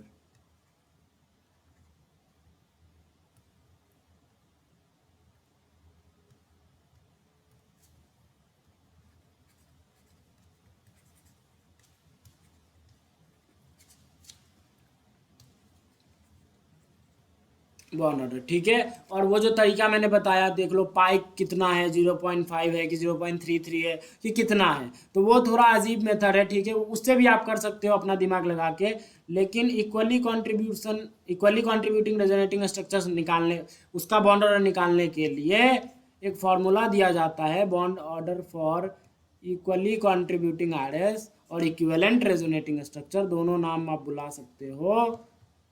Equally contributing RS, उसके लिए एक फार्मूला है और वह sigma plus pi upon sigma, या इसे 1 प्लस पाई अपॉन सिग्मा भी बोला जा सकता है, ठीक है। आपको आया समझ में? करवाता हूँ अभी, इस पे भी एग्जांपल में करवाता हूँ, ठीक है। दूसरी बात ये पता चली कि for unequally contributing for unequally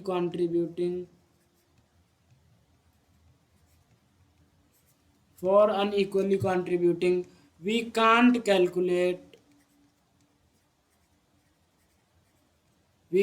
calculate the bond order। क्या आपको समझ में आया? अगर आपको ये बात समझ में आया तो अब क्वेश्चन है बॉन्ड ऑर्डर निकालने का, किस पे? इक्वली कंट्रीब्यूटिंग वाले पे। तो मैं क्वेश्चन पहले से ही तैयार करके लाया हूँ ताकि मुझे लिखने में टाइम वेस्ट हो ना, ठीक है। तो मैं आपको देता हूँ, आप अटेम्प्ट करें, ठीक है। देखो ये पहला, ठीक है, पहला ये बताना बॉन्ड ऑर्डर CO स्टार का, ठीक है, CO स्टार का। ये तो कार्बोक्सिलेट आयन है, तो कैसे करोगे बताओ? अब ये इक्वली कॉन्ट्रीब्यूटिंग बनाएंगे तो आप फॉर्मूला लगा दो। कौन सा formula? Sigma plus pi upon sigma. अब एक बात इंपॉर्टेंट है, इसमें वही सिग्मा और वही पाई को लेना है जिस पोर्शन के बीच रेजोनेंस हो रहा है। रेजोनेंस बस इसी पोर्शन के बीच हो रहा है, COO के बीच, ठीक है। तो इन्हीं का COO के बीच ही का पाई लेंगे और इन्हीं के बीच का हम सिग्मा लेंगे। हम ये वाला सिग्मा काउंट नहीं करेंगे, R से जुड़ा हुआ है, R और कार्बन के बीच में जो सिग्मा बॉन्ड बना हुआ है इसको हम काउंट नहीं करेंगे, because this sigma bond is not involve in resonance unit. Okay, this sigma bond is not involve in resonance portion. जिनके बीच रेजोनेंस हो रहा है उनका ही सिग्मा उनका ही पाई लिया जाएगा। तो बताओ इतने इतने इतने के बीच हो रहा है ना रेजोनेंस, तो सिग्मा कितने? एक यहाँ सिग्मा है, एक यहाँ सिग्मा है। देखो 2 सिग्मा प्लस पाई कितने? एक, तो sigma plus pi upon sigma, तो सिग्मा कितने? फिर से 2, तो ये कितना आ गया? 3/2 मतलब 1.5। देखो उस वाले मेथड से ही भी हमने अपना दिमाग लगा के करा था, तो वहाँ से भी 1.5 आया, फॉर्मूला से भी 1.5 आया। Is it clear? अब देखो ये कार्बोक्सिलिक एसिड है, तो CO स्टार का क्या बोल सकते हैं? अभी मैंने बताया, इसका बॉन्ड ऑर्डर हम बोल सकते हैं 2 से कम होगा, 1 से ज़्यादा होगा। कितना होगा? We don't know. कितना होगा? We don't know. हम बस एक अंदाज़ा लगा सकते हैं, 1 से ज़्यादा होगा, 2 से कम होगा। समझ में आ रहा है? समझ में आ रहा है आपको? ओके। सिमिलरली यहाँ पे देखा तो यहाँ पे आप फॉर्मूला लगा दो। देखो RSO3 माइनस, आप चेक कर लो कि इक्वली कॉन्ट्रीब्यूटिंग बना रहा है या नहीं। इक्वली कॉन्ट्रीब्यूटिंग बना रहा है तो आप लगा दो फॉर्मूला, ठीक है। क्या था फॉर्मूला बताओ? Sigma plus pi upon sigma. तो सिग्मा कितने? बस इतना ही दूर का सिग्मा देखना है, इतना ही दूर का पाई देखना है। ये नहीं देखेंगे, क्यों? क्योंकि ये रेजोनेंस में इन्वॉल्व नहीं है, ये रेजोनेंस यूनिट में ये सिग्मा बॉन्ड आ नहीं रहा है। वैसे सिग्मा बॉन्ड कभी भी इन्वॉल्व नहीं होता है रेजोनेंस में, लेकिन अब मैं बोल रहा हूँ रेजोनेंस यूनिट, जितने एटम्स के बीच रेजोनेंस हो रहा है ना, उन्हीं सिग्मा उन्हीं पाई को हमें काउंट करना है। तो बताओ सिग्मा कितने? 1 2, एक यहाँ, तो 3 सिग्मा प्लस पाई कितने? 2, एक ये वाला पाई, एक ये वाला पाई, ठीक है। तो 2 sigma upon 2 pi upon 3 sigma, तो 3 2 5/3 कितना आ जाएगा? जो भी आ जाएगा आप कर लेना, ठीक है। उतना बॉन्ड ऑर्डर होगा SO का, SO4 2 माइनस में SO का, ठीक है, ये S है। तो सिमिलरली SO4 2 माइनस का स्ट्रक्चर बना लो, और आप एक भी रेजोनेटिंग स्ट्रक्चर, अच्छा इसमें आप क्या करना है, इसमें आपको काउंट नंबर ऑफ RS भी करने हैं। काउंट नंबर ऑफ RS, ये आपका होमवर्क है, आप काउंट करना घर पे, ठीक है। SO4 2 माइनस में कितने RS होंगे? आप क्या करो, अभी फिलहाल एक RS बना लो। जैसे ही आप एक RS बनाओगे SO4 2 माइनस में, आपको पता चल जाएगा कि अरे ये तो इक्वली कॉन्ट्रीब्यूटिंग है, मतलब हमें क्या लगाना पड़ेगा? फॉर्मूला। कौन सा? वही sigma plus pi upon sigma, ठीक है, sigma plus pi upon sigma sigma plus pi upon sigma लगाना पड़ेगा। सिग्मा कितने हो जाएंगे SO42 माइनस में, सबके बीच रेजोनेंस होगा तो सारे सिग्मा इस बार काउंट करने हैं, 1 2 3 4, तो 4 प्लस कितने पाई, 2 पाई अपॉन कितने सिग्मा, अरे बोलो कितने सिग्मा, फिर से 4 सिग्मा, तो 6/4 मतलब 2 3 जा 6, 2 2 जा 4, 3/2 मतलब यहाँ भी आ जाएगा 1.5, हाँ या ना, ठीक है 1.5 यहाँ भी बॉन्ड ऑर्डर आ जाएगा। सिमिलरली ClO4 माइनस, ये भी इक्वली कॉन्ट्रीब्यूटिंग बनाएगा। ClO का बॉन्ड ऑर्डर बताना है तो ClO4 माइनस बना लो आप स्ट्रक्चर, ठीक है, सबके बीच रेजोनेंस होगा, सारे सिग्मा को काउंट करने, 1 2 3 4, तो 4 प्लस कितने पाई 3 अपॉन कितने सिग्मा 4, तो यहाँ पे 7/4 मतलब जो भी आएगा वो आएगा, ठीक है, आप कैलकुलेट करते रहना। ClO3 माइनस का बना, यही स्ट्रक्चर होता है ClO3 माइनस। अब इसका बॉन्ड ऑर्डर कैलकुलेट करना है तो क्या होगा बताओ, कितने सिग्मा 3 सिग्मा 3 प्लस कितने पाई 2 पाई, कितने sigma 3 sigma plus pi upon sigma, 3 2 5/3, जो भी होगा आप कैलकुलेट कर लेना, ठीक है। इसमें बताओ बॉन्ड ऑर्डर, इसमें बताओ बॉन्ड ऑर्डर क्या होगा CC का, ठीक है, ये भी इक्वली कंट्रीब्यूटिंग बना रहा था, मैंने आपको बताया भी है, आप खुद ड्रॉ करके देख लो, इक्वली कंट्रीब्यूटिंग बनाएगा। अगर इक्वली कंट्रीब्यूटिंग बनाएगा तो क्या होगा बताओ, कितने सिग्मा, सारा यहाँ भी पाई वन करेक्टर होगा, हाइब्रिड में यहाँ भी पाई वन करेक्टर होगा, मतलब पूरे यूनिट में रेजोनेंस हो रहा है, तो कितने सिग्मा, एक ये सिग्मा 2 सिग्मा, तो 2 सिग्मा प्लस कितने पाई 1 पाई अपॉन कितने सिग्मा 2, तो 3/2 मतलब 3/2, ठीक है 3/2, तो ये कितना आ जाएगा 1/1.5 आ जाएगा, ये सर नो, ठीक है जी।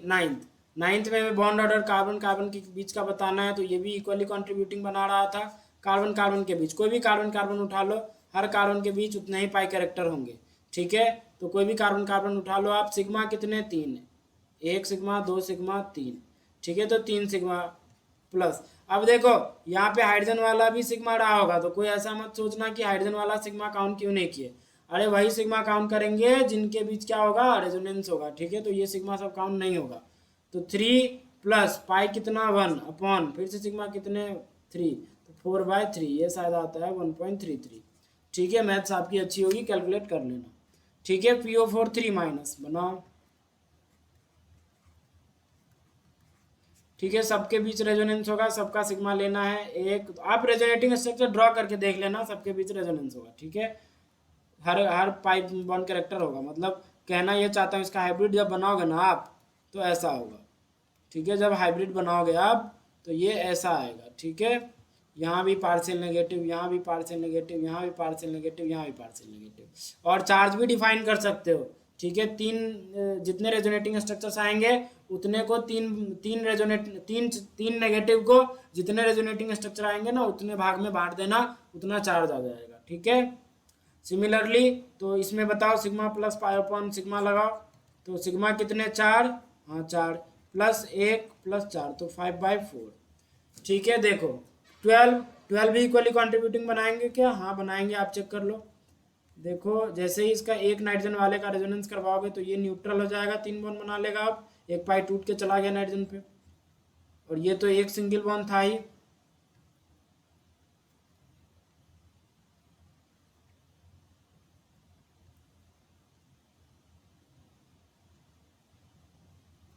ठीक है, ये सिंगल बॉन्ड तो था ही, अब ये क्या बन गया डबल बॉन्ड NH2 पॉजिटिव, ठीक है, इसने दिया ना लोन पेयर इसीलिए पॉजिटिव, तो देखो आप इसकी शक्ल देखो और इसकी शक्ल देखो, दोनों ही आपको सेम लग रहे हैं। सिमिलरली एक और रेजोनेटिंग स्ट्रक्चर बनेगा इस नाइट्रोजन वाले से, तो दोनों की शक्ल क्या है सेम है, यहाँ पे भी एक डबली बॉन्डेड NH2 पॉजिटिव है, यहाँ पे भी एक डबली बॉन्डेड NH2 पॉजिटिव है, 2 सिंगली बॉन्डेड NH2 यहाँ भी है, 2 सिंगली बॉन्डेड NH2 यहाँ भी है, मतलब इक्वली कॉन्ट्रीब्यूटिंग बना रहे, एक और बनेगा डेफिनेटली 3 RS होंगे, तो आप बना लेना। CN के बीच का बॉन्ड ऑर्डर कैलकुलेट करके बता दो जल्दी, तो लगाओ भाई sigma plus pi upon sigma plus pi upon sigma, ठीक है, sigma plus pi upon sigma कितना हो जाएगा बताओ, कितना हो जाएगा बताओ,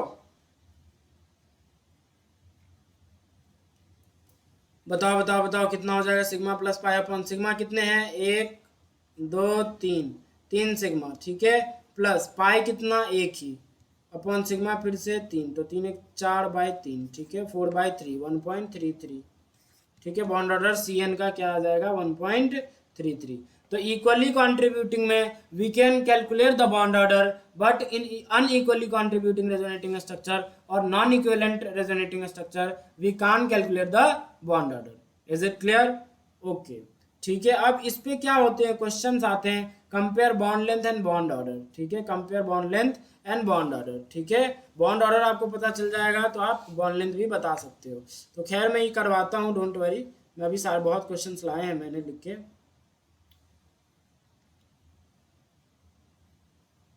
ठीक है, ये 15 क्वेश्चंस मैंने लाए हैं, बट मैं आपको उससे पहले कुछ छोटी छोटी चीज़ बताना चाहता हूँ, ज़रा ध्यान से सुनना। एक मिनट मैं पानी पी ले रहा हूँ।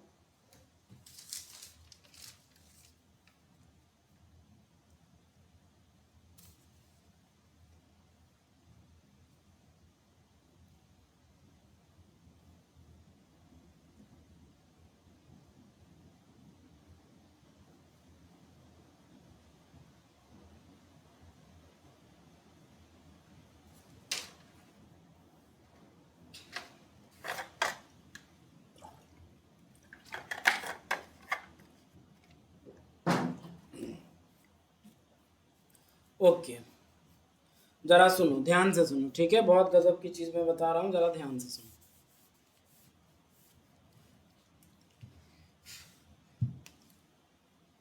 ध्यान से सुनना, बहुत मस्त चीज़ बता रहा हूँ, ठीक है।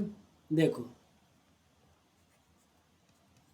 मैंने लिया ये RCOH, ठीक है, इसका एक और RS बनाया हमने, इसको हमने स्टार मान लिया, ठीक है। तो क्या आएगा, O नेगेटिव और ऑक्सीजन H पर पॉजिटिव चार्ज, ये स्टार है, ठीक है। एक बात बताओ, 1 और 2, ठीक है ना, 1 और 2 आता है समझ में, 1 और 2, 1 और 2 में स्टेबिलिटी किसकी ज़्यादा, आंख बंद करके 1 की ज़्यादा कंपेयर टू 2, हाँ या ना? अगर 1 की ज़्यादा स्टेबिलिटी है मतलब हाइब्रिड में इसका most contribution, because this is most stable resonating structure, और ये लेस स्टेबल रेजोनेटिंग स्ट्रक्चर, तो इसका कम कंट्रीब्यूशन। अब जरा सुनो, जिसका मोस्ट स्टेबल कंट्रीब्यूशन होता है, जिसका मोस्ट स्टेबल कंट्रीब्यूशन होता है, ये अनइक्वली के लिए बात बता रहा हूँ, सुनो ध्यान से क्या मैं कह रहा हूँ। अनइक्वली कंट्रीब्यूटिंग रेजोनेटिंग स्ट्रक्चर के केस में जो रेजोनेटिंग स्ट्रक्चर मोस्ट स्टेबल होता है उसी से सब कुछ डिफाइन होता है। क्या मैंने बोला, फिर से सुनो, अनइक्वली कंट्रीब्यूटिंग रेजोनेटिंग स्ट्रक्चर जहां जहां बनेगा तो उस स्ट्रक्चर्स में जो सबसे मोस्ट स्टेबल रेजोनेटिंग स्ट्रक्चर होगा उसके हिसाब से हम डिसाइड करेंगे सब कुछ, उसके हिसाब से हम डिसाइड करेंगे सब कुछ। अब आपके मन में सवाल कि भाई ये सब कुछ क्या बोल रहा है, तो ये सब कुछ क्या बोल रहा है, जरा बताएगा क्या? मैंने बोला हाँ जरूर बताऊंगा, जरा देखो ध्यान से। मैं ये बोलना चाह रहा हूं कि इसके हिसाब से हम डिसाइड करेंगे, मतलब इसका जो हाइब्रिड होगा उसमें इसका कंट्रीब्यूशन ज्यादा है because this is most stable, तो इसी के हिसाब से सब कुछ डिसाइड होगा। अब वो सब कुछ क्या है, अगर मान ले मुझसे कोई पूछा bond length of CO star और बॉन्ड लेंथ ऑफ CO, वो CO जो ऊपर वाला ऑक्सीजन है ना, इसके बीच का बॉन्ड लेंथ, ठीक है, इसके बीच का बॉन्ड लेंथ बताओ, इसके बीच का बॉन्ड लेंथ। तो बॉन्ड लेंथ क्या होता है, बॉन्ड ऑर्डर के इनवर्सली प्रोपोर्शनल होता है। हम क्या करेंगे, बॉन्ड ऑर्डर निकालने की कोशिश करेंगे, CO स्टार का बॉन्ड ऑर्डर और बॉन्ड ऑर्डर ऑफ CO जो नॉर्मल ऑक्सीजन ऊपर में डबली बॉन्डेड वो। तो हम क्या बोल रहे हैं कि अनइक्वली कंट्रीब्यूटिंग रेजोनेटिंग स्ट्रक्चर जहां जहां आएगा वहां मोस्ट स्टेबल से सब कुछ डिसाइड होगा। मतलब मोस्ट स्टेबल कौन सा है इन दोनों रेजोनेटिंग स्ट्रक्चर में, पहला वाला, तो इसी से सब कुछ डिसाइड होगा। अब इससे कैसे हम क्या हम डिसाइड करेंगे कि ये जो CO स्टार का बॉन्ड ऑर्डर होगा ना, सुनो, ये जो CO स्टार का बॉन्ड ऑर्डर होगा ना वो 1 के क्लोज होगा। क्यों? क्योंकि ये इसका कंट्रीब्यूशन मोस्ट है और इसी से डिफाइन होगा। अगर इसका कंट्रीब्यूशन मोस्ट है तो इस स्ट्रक्चर में सिंगली बॉन्डेड है, और अगर ये इस स्ट्रक्चर में सिंगली बॉन्डेड है तो मोस्ट स्टेबल से ही डिसाइड करेंगे। मतलब CO स्टार का जो बॉन्ड ऑर्डर होगा, CO स्टार का जो बॉन्ड ऑर्डर होगा वो अगर इधर 1 है और यहाँ पे मैं 2 लेता हूँ तो CO स्टार का बॉन्ड ऑर्डर 1 के क्लोज होगा, बिकॉज यही स्ट्रक्चर मोस्ट स्टेबल है, और जो मोस्ट स्टेबल होगा उसी से हम डिसाइड करेंगे। कब? अनइक्वली में, ठीक है, 1 के क्लोज होगा। और इसकी बात करूं, इसमें इसकी बॉन्ड ऑर्डर की बात, सी डबल बॉन्ड वाले की, तो इसमें देखो यहाँ सिंगली बॉन्डेड कैरेक्टर है, no doubt, perfect double bond नहीं है। हाँ ये सच है, परफेक्ट डबल बॉन्ड नहीं है, क्योंकि देखो इस स्ट्रक्चर में डबल है, इस स्ट्रक्चर में सिंगल है, तो परफेक्ट डबल है नहीं। अगर परफेक्ट डबल नहीं है तो परफेक्ट 2 तो बॉन्ड ऑर्डर आएगा नहीं, लेकिन 2 से कम तो होगा पक्का, लेकिन कितना कम, कितना कम वो हम तो एग्जैक्ट नहीं बता सकते, लेकिन एक अंदाजा लगा सकते हैं कि ये मोस्ट स्टेबल है, मोस्ट स्टेबल है तो यहाँ पे डबल बॉन्ड में रिजाइड कर रहा है ये, और मोस्ट स्टेबल से ही सब कुछ डिसाइड होगा, तो मतलब यहाँ पे डबल बॉन्ड है, मतलब बॉन्ड ऑर्डर 2 के क्लोज होगा, ठीक है। कितना होगा वी कांट टेल, कितना होगा वी कांट टेल, मतलब लेकिन हम ये अंदाजा लगा सकते हैं कि CO स्टार का बॉन्ड ऑर्डर 1 के क्लोज, क्योंकि मोस्ट स्टेबल से ही सब कुछ डिसाइड करेंगे। और CO नॉर्मल, सी ऑक्सीजन नॉर्मल वाला जो है वहाँ पे double bond character doubly bonded ज़्यादा होगा, क्योंकि इसका कंट्रीब्यूशन ज़्यादा है, तो वो 2 के क्लोज होगा। कितना होगा 2 के क्लोज में वो नहीं बता सकते, हाँ हो सकता है 1.9 हो जाए, 1.8 हो जाए, उतना क्लोज हो जाए 2 के, ठीक है, बट कितना होगा वी कांट टेल। तो यहाँ से क्या पता चला कि बॉन्ड ऑर्डर CO स्टार का कम है, किससे? बॉन्ड ऑर्डर CO ये वाली ऑक्सीजन से, ये वाली ऑक्सीजन से, ये वाली ऑक्सीजन से बॉन्ड ऑर्डर CO कम ज़्यादा है, बॉन्ड ऑर्डर CO ज़्यादा है, किससे? बॉन्ड ऑर्डर CO स्टार से, या ऐसे भी बोल सकते हो बॉन्ड ऑर्डर CO स्टार कम है, किससे? बॉन्ड ऑर्डर CO से। तो जिसका बॉन्ड ऑर्डर ज़्यादा, वो कैसे पता चला? यहाँ से CO स्टार सिंगली बॉन्डेड है और यही मोस्ट स्टेबल स्ट्रक्चर है, तो इसी से डिसाइड करेंगे, तो मतलब ये 1 के क्लोज रहा होगा, ठीक है। मोस्ट स्टेबल से डिसाइड करना है आपको, मोस्ट स्टेबल से। हम इससे डिसाइड इसलिए कर रहे हैं because this is most stable, हम इसको देख भी नहीं रहे हैं, ऑफ कोर्स ये रेजोनेटिंग स्ट्रक्चर है, ठीक है, तो हम इसको नहीं देखेंगे, हमें मोस्ट स्टेबल से चेक करना होता है, कब? अनइक्वली कॉन्ट्रीब्यूशन रेजोनेटिंग स्ट्रक्चर में, ठीक है। तो ये CO स्टार का बॉन्ड ऑर्डर 1 के क्लोज है, और C नॉर्मल ऑक्सीजन जो हमने माना है वो 2 के क्लोज है, तो बॉन्ड ऑर्डर किसका ज़्यादा? CO का ज़्यादा। अगर बॉन्ड ऑर्डर CO का ज़्यादा, तो मैंने आपको पढ़ा रखा है, bond order is inversely proportional to bond length, bond order ज़्यादा तो बॉन्ड लेंथ कम, बॉन्ड ऑर्डर कम तो बॉन्ड लेंथ ज़्यादा। तो बॉन्ड ऑर्डर ज़्यादा किसका है? नॉर्मल ऑक्सीजन वाले का, और किसका कम है? स्टार वाले ऑक्सीजन का। तो जिसका कम बॉन्ड ऑर्डर उसकी बॉन्ड लेंथ ज़्यादा, तो बॉन्ड लेंथ ज़्यादा। मतलब ऐसे ही सवाल बनते हैं दोस्त, देखो ऐसे ही सवाल आपसे पूछा जाएगा कि CH3CO OH, यहाँ पे इसको मान लेगा P, इसको मान लेगा Q, compare bond length PQ, मतलब ये बॉन्ड लेंथ बता रहा है, तो कंपेयर P एंड Q, तो आप क्या बोलोगे? P ज़्यादा होगा Q से। लेकिन ये पहला। दूसरा अगर आपसे मैं कार्बोक्सिलेट आयन का पूछूं, तो कंपेयर, इसको मैंने बोला A, इसको मैंने बोला B, compare between A and B, compare between A and B, तो आप क्या बोलोगे? A equal to B।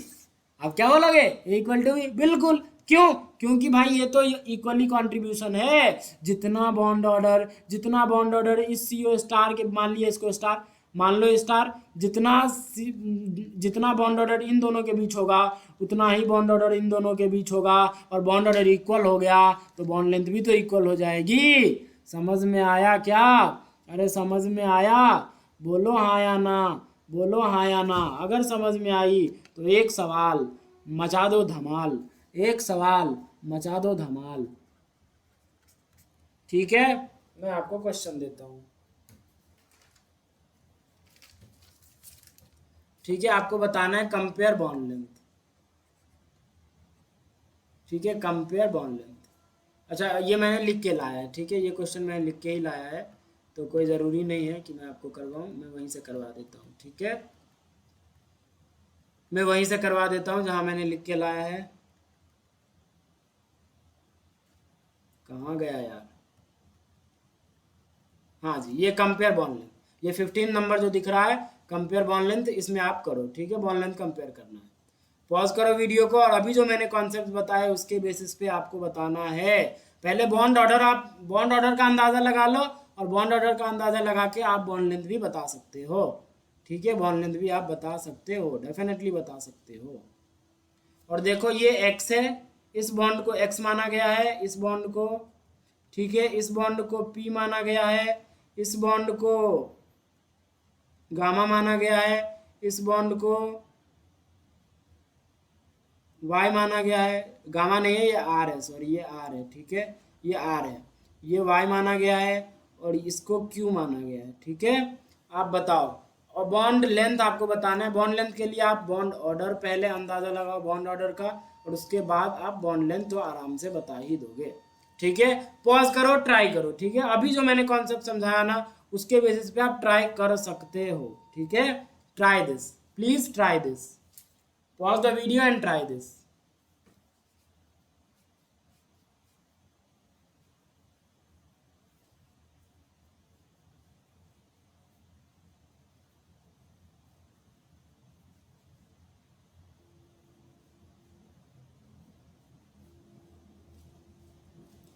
Okay, I hope आपने कर लिया होगा। अगर नहीं किया है तो आप पॉज करे रहो, ठीक है, और आप अपना आंसर बताओ, उसके बाद मेरा सॉल्यूशन देखना। आपका बेनिफिट ज़्यादा होगा दोस्तों, आपके कॉन्सेप्ट ज़्यादा क्लियर होंगे, हमारा नहीं। हम पढ़ा रहे हैं आपको, हमारा तो क्लियर है ही, लेकिन आप अपना कॉन्सेप्ट अगर ढंग से क्लियर करना चाहते हो तो प्लीज़ अटेम्प्ट, ठीक है। 10 मिनट आप ले रहे हो, कोई दिक्कत नहीं है, वी हैव इनफ टाइम, लेकिन फाइट करो क्वेश्चन से। जब तक क्वेश्चन से फाइट नहीं करोगे, चीज़ें ज़्यादा क्लियर नहीं होंगी, ठीक है। क्वेश्चन से फाइट करना सीखो। अरे 10 मिनट क्या, 20 मिनट भी लग रहा है ना, लगा दो यार, लगा दो, हमें सीखना है भाई। हमें कौन सा अभी पेपर देना, हम तो अभी सीख रहे हैं, तो सीखने के लिए तो टाइम लगेगा ही ना। लगाओ टाइम, लेकिन खुद से अटेम्प्ट करके फिर अपना आंसर दो, उसके बाद मेरा सॉल्यूशन देखो। अपने आप आपको समझ में आएगा कि हमने गलती कहाँ किया, ये गलती नहीं करना चाहिए था, अगली बार से ऐसी गलती नहीं करेंगे, आपको खुद आ जाएगा, ठीक है। तो अटेम्प्ट करना जरूरी है, बहुत जरूरी है। ओके, देखो देखो, क्या मानते हो, ये तो परफेक्ट डबल बॉन्ड है। परफेक्ट डबल बॉन्ड है मतलब bond order 2, effective number of bond between 2 atoms. तो क्या होगा, और इसी को हमने CO के बीच के ही बॉन्ड को हमने R माना है, तो यहाँ का बॉन्ड ऑर्डर कितना 2, और ये परफेक्ट सिंगल है, कोई रेजोनेंस फेजोनेंस नहीं हो रहा है, तो ये परफेक्ट सिंगल है। अगर परफेक्ट सिंगल है तो इसका बॉन्ड ऑर्डर कितना 1, मतलब बॉन्ड ऑर्डर सबसे कम किसका रहा होगा, Y का, सबसे कम Y का बॉन्ड ऑर्डर रहा होगा, और सबसे ज्यादा किसका रहा होगा, सबसे ज्यादा रहा होगा R का, क्योंकि ये परफेक्ट 2 बॉन्ड ऑर्डर आ गया, ठीक है। सबसे ज्यादा किसका रहा होगा, R का। तो RY में बॉन्ड ऑर्डर आपने ऐसे ही पता कर लिया। अब बारी आती है X की, Q की, P की, समझ में आया। अभी मैंने आपको बताया है कि बॉन्ड ऑर्डर P की कम होगी, किससे, Q से, क्यों, क्योंकि इसका RS जो होगा कार्बोक्सिलिक एसिड का, वो कैसा होगा, अनइक्वली कॉन्ट्रीब्यूटिंग,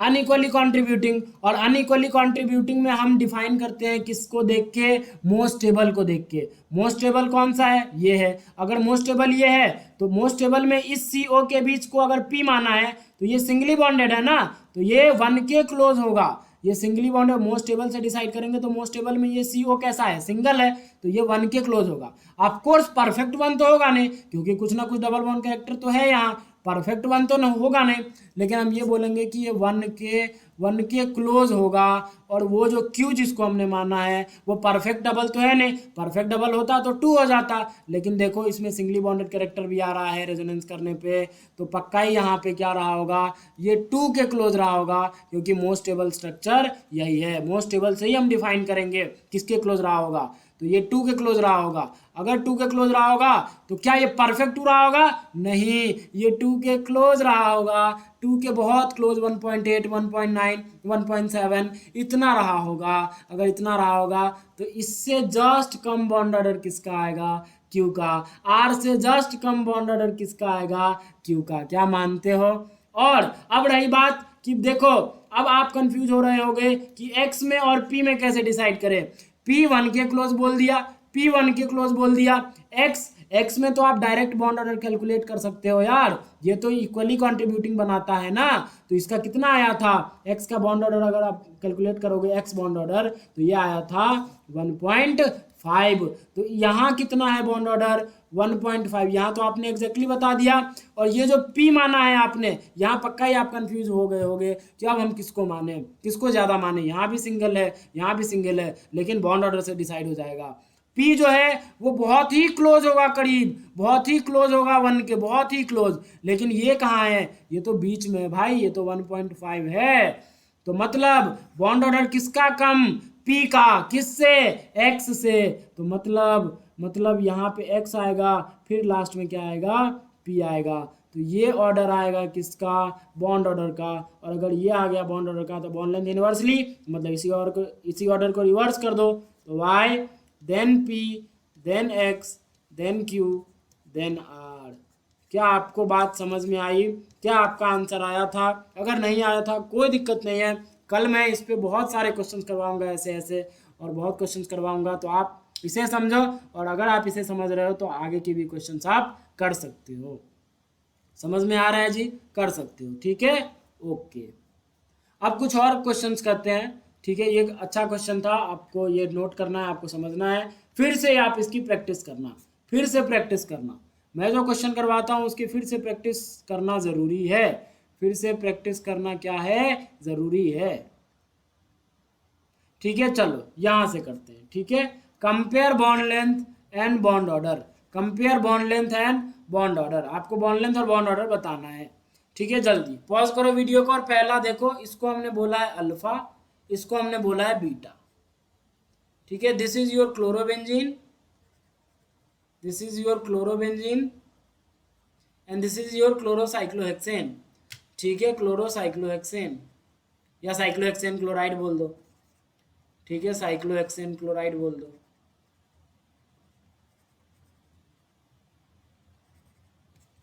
ठीक है, तो अल्फा बीटा बताना है, बॉन्ड लेंथ बॉन्ड ऑर्डर। पहले आप बॉन्ड ऑर्डर कैलकुलेट, अंदाजा लगा लो, अनइक्वली कॉन्ट्रीब्यूटिंग जाओगे वहां तो बॉन्ड ऑर्डर आप कैलकुलेट कर नहीं सकते, तो अंदाजा लगा लो, और अंदाजा जैसे ही लग जाएगा आपका तो बॉन्ड लेंथ आप आसानी से निकाल दोगे।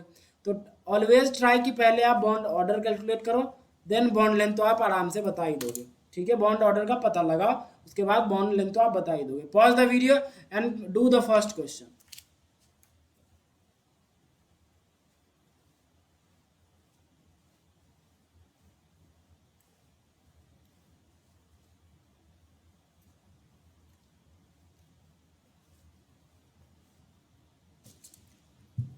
ओके, आई होप आपने कर लिया होगा, ठीक है। देखो ये बीटा जो है, क्या इस ये लोन पेयर कोई रेजोनेंस में बिजी है क्या, नहीं, मतलब ये बीटा क्या रहा होगा, परफेक्ट सिंगल। अगर परफेक्ट सिंगल तो क्या बॉन्ड ऑर्डर परफेक्ट 1 रहा होगा, क्योंकि इसके और इसके बीच का बॉन्ड की बात कर रहा है, तो इसके और इसके बीच की कितने बॉन्ड्स है, एक ही बॉन्ड है, तो effective number of bonds between 2 atoms bond order होता है, तो बॉन्ड ऑर्डर कितना है 1, क्योंकि बॉन्ड ऑर्डर क्या होता है, effective number of bonds between 2 atoms. तो इन दोनों के बीच कार्बन क्लोरीन के बीच कितने बॉन्ड्स है, एक ही ना, तो बॉन्ड ऑर्डर क्या आएगा 1, परफेक्ट 1 आ गया, कोई रेजोनेंस नहीं था।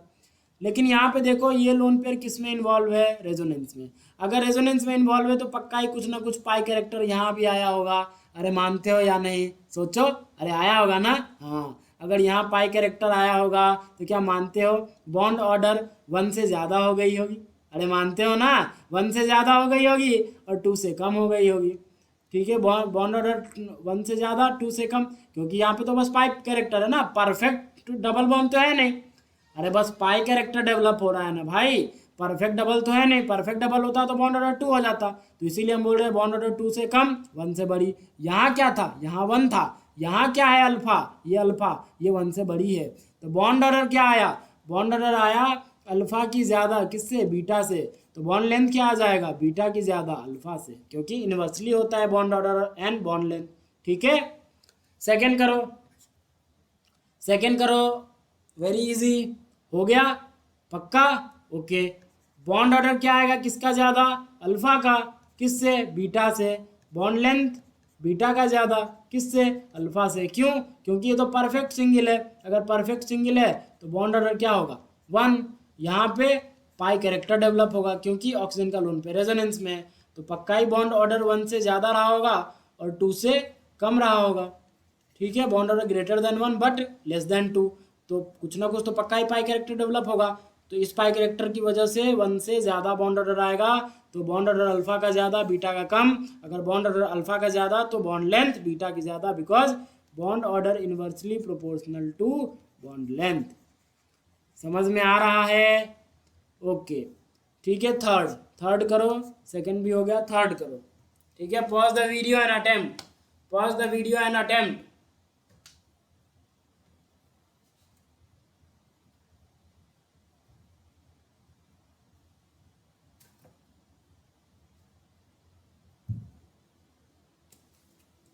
ओके, आई होप आपने कर लिया होगा। ठीक है, अगर नहीं किए हो तो मैंने जो बताया आपको पॉज करे रहो, जब तक आपका ना हो तब तक प्ले ना करें। ठीक है, देखो इसमें क्या मानते हो, यहाँ भी डबल बॉन्ड कैरेक्टर आ रहा है बीटा में भी, और क्या मानते हो अल्फा में भी डबल बॉन्ड कैरेक्टर आ रहा है, क्योंकि रेजोनेंस ये भी लोन पेयर कर रहा है, रेजोनेंस ये भी लोन पेयर कर रहा है। अगर इसका आर एस बनाए तो क्या मानते हो ये आर एस होगा,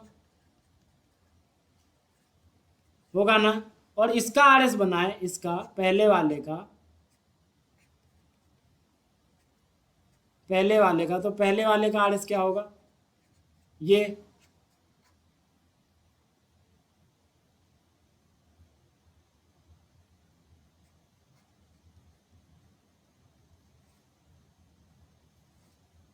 ठीक है, अब ये नेगेटिव चार्ज इस पाई बॉन्ड के साथ भी कॉन्जुगेटेड है, मतलब एक और रेजोनेटिंग स्ट्रक्चर बनेगा।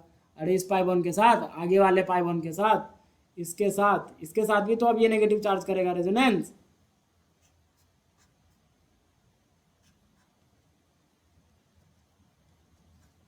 मतलब क्या होगा बताओ, यहाँ पाई बॉन्ड आ जाएगा और यहाँ नेगेटिव चार्ज। मतलब क्या हुआ, यहाँ से पता क्या लगा कि डबल बॉन्ड कैरेक्टर यहाँ भी था, डबल बॉन्ड कैरेक्टर यहाँ भी था, लेकिन पहले वाले में ज़्यादा रेजोनेटिंग स्ट्रक्चर्स बने, पहले वाले में क्या बने, ज़्यादा रेजोनेटिंग स्ट्रक्चर्स बने कंपेयर टू सेकेंड वाले। और ज़्यादा रेजोनेटिंग स्ट्रक्चर्स बन रहा है, इसका मतलब क्या हो रहा है कि यहाँ पे डबल बॉन्ड कैरेक्टर ज़्यादा देर तक रह रहा है, क्योंकि ज़्यादा रेजोनेटिंग स्ट्रक्चर्स बन रहे हैं। ठीक है, 1 2 3, मतलब ये तो नहीं है इस रेजोनेटिंग स्ट्रक्चर में, तो यहाँ पे डबल नहीं है, लेकिन 2 और 3 में क्या है, यहाँ पे डबल है। मतलब दो ऐसा रेजोनेटिंग स्ट्रक्चर है यहाँ पे डबल कैरेक्टर है, ज़्यादा देर तक डबल कैरेक्टर है। लेकिन इस केस में इसकी बात करोगे तो यहाँ पे एक ही ऐसा रेजोनेटिंग स्ट्रक्चर है जहाँ पे डबल बॉन्ड कैरेक्टर है, और यहाँ पे दो ऐसा रेजोनेटिंग स्ट्रक्चर है जहाँ पे CO के बीच डबल बॉन्ड कैरेक्टर है। तो क्या यहाँ से आप बोल सकते हो कि बॉन्ड ऑर्डर जो रहा होगा, बॉन्ड ऑर्डर जो रहा होगा वो अल्फा का ज़्यादा रहा होगा, क्योंकि इसमें मोर नंबर ऑफ रेजोनेटिंग स्ट्रक्चर है जिनमें CO के बीच डबल बॉन्ड है। अरे ऐसे ही तो बोलेंगे, मोर नंबर ऑफ रेजोनेटिंग स्ट्रक्चर है तो CO के बीच डबल बॉन्ड है मोर नंबर ऑफ रेजोनेटिंग स्ट्रक्चर में, तो बॉन्ड ऑर्डर इसका ज़्यादा रहा होगा। क्यों? क्योंकि ये डबल बॉन्ड ज़्यादा देर तक रहेगा ना। अरे ये डबल बॉन्ड ज़्यादा देर तक, पहले यहाँ डबल बॉन्ड आ गया, फिर ये नेगेटिव चार्ज इसके साथ रेजोनेंस किया, तो फिर ये अभी भी डबल बॉन्ड ये बना ही हुआ है, मतलब डबल बॉन्ड ज़्यादा देर तक रिजाइड कर रहा है। तो बॉन्ड ऑर्डर किसका ज़्यादा, अल्फा का ज़्यादा, यहाँ ज़्यादा pi character due to more number of resonating structures formed. ठीक है, तो अल्फा की बॉन्ड ऑर्डर ज़्यादा किससे, बीटा से। तो बॉन्ड लेंथ किसकी, बॉन्ड लेंथ हम बोल सकते हैं बीटा की ज़्यादा किससे, अल्फा से। Is it clear? Okay, fourth करो, fourth pause the video and do fourth. ये तो आप यू में बता दोगे। देखो क्या मानते हो, यहाँ रेजोनेंस हो रहा है, हाँ हो रहा है, तो यहाँ पक्का ही पाई कैरेक्टर आएगा। क्या ये लोन पेयर किसी रेजोनेंस में है क्या, नहीं, यहाँ P है, यहाँ P है, यह तो sp3 है, sp3 पे कौन सा P होता है, कोई कॉन्जुगेशन नहीं है, कोई कॉन्जुगेशन नहीं है, ये lone pair out of resonance है, कोई पाई कैरेक्टर यहाँ आएगा नहीं, ये परफेक्ट सिंगल ही रहेगा, तो 1 ही होगा, बॉन्ड ऑर्डर 1 हो गया। लेकिन यहाँ पे बॉन्ड ऑर्डर 2 से कम 1 से बड़ा, क्योंकि पाई कैरेक्टर आ गया। अब परफेक्ट डबल बॉन्ड तो होगा नहीं, परफेक्ट डबल बॉन्ड हो जाता तो 2 हो जाता, लेकिन परफेक्ट डबल है नहीं, मतलब कुछ ना कुछ क्या रहा होगा दोस्तों, सिंगल बॉन्ड, मतलब कुछ ना कुछ पाई कैरेक्टर रहा होगा, परफेक्ट डबल बॉन्ड तो है नहीं। अरे परफेक्ट डबल बॉन्ड होता तो 2 हो जाता ना, तो एक स्ट्रक्चर बोलेगा कि सिंगल है, एक स्ट्रक्चर बोलेगा डबल है, मतलब परफेक्ट डबल तो है नहीं, तो इसीलिए 2 से कम 1 से ज़्यादा, क्योंकि पाई कैरेक्टर आ रहा है। तो बॉन्ड ऑर्डर किसका ज़्यादा, इस अल्फा का, किससे, बीटा से। तो बॉन्ड लेंथ किसका ज़्यादा, फोर्थ की बात कर रहा हूँ, बॉन्ड लेंथ किसका ज़्यादा, बीटा की, अल्फा से। ठीक है, समझ में आया। फिफ्थ करो, pause the video and attempt fifth. ठीक है, pause the video and attempt fifth.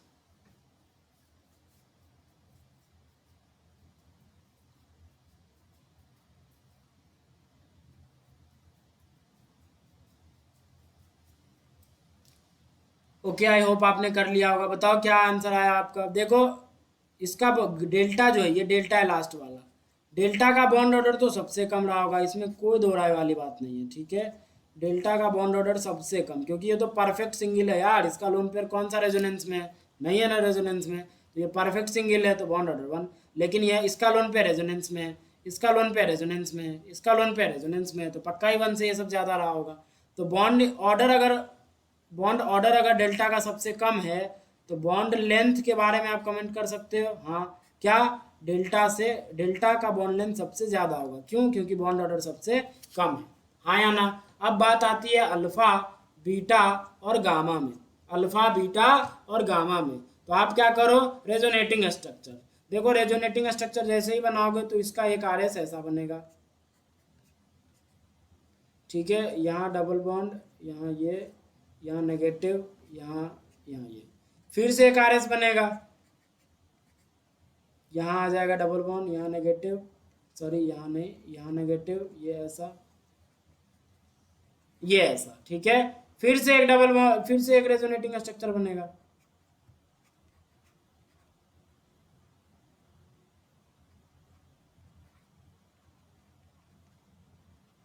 तो देखो अब जैसे ही एक और रेजोनेटिंग स्ट्रक्चर बनाओगे तो फिर से ये आ जाएगा। ठीक है, तो मतलब इसकी बात करो तो इसमें एक ये स्ट्रक्चर है और एक ये स्ट्रक्चर है, ये जो लास्ट में हमने बनाया, वो दोनों में CO सिंगल कैरेक्टर रख रहा है। लेकिन ये जो second structure, third structure, fourth structure जो है वो क्या रख रहा है, डबल बॉन्ड कैरेक्टर। तो यहाँ पे बॉन्ड ऑर्डर हम बोल सकते हैं कितना होगा, एग्जैक्ट पता नहीं लगा सकते, बिकॉज इट मेक्स अनइक्वली। देखो अनइक्वली कॉन्ट्रीब्यूशन है ना, ये और ये फोटो सेम है क्या, ये फर्स्ट वाला और सेकेंड वाला सेम है क्या, नहीं ना। तो अनइक्वली है, अनइक्वली है तो बॉन्ड ऑर्डर हम एग्जैक्ट कैलकुलेट कर नहीं सकते, अंदाजा लगा सकते हैं। तो 2 से कम, 1 से बड़ी। अब देखो यहाँ भी 1 से बड़ी होगी, यहाँ भी 1 से बड़ी होगी, क्योंकि यहाँ भी पाई कैरेक्टर आ रहा है ड्यू टू रेजोनेंस, यहाँ भी पाई कैरेक्टर आ रहा है ड्यू टू रेजोनेंस, 1 से बड़ी होगी। लेकिन बॉन्ड ऑर्डर सबसे ज्यादा किसका होगा, इसका होगा, गामा का। गामा का बॉन्ड ऑर्डर सबसे ज्यादा होगा, क्यों? क्योंकि देखो फिनॉल जो था, फिनॉल में कितने ऐसे रेजोनेटिंग स्ट्रक्चर बने, 1 2 3, 2 3 4 वाला स्ट्रक्चर ऐसा है जो डबल बॉन्ड कैरेक्टर रख रहा है CO के बीच में। ठीक है, ये अपना 1 था, ये लास्ट वाला 5 था।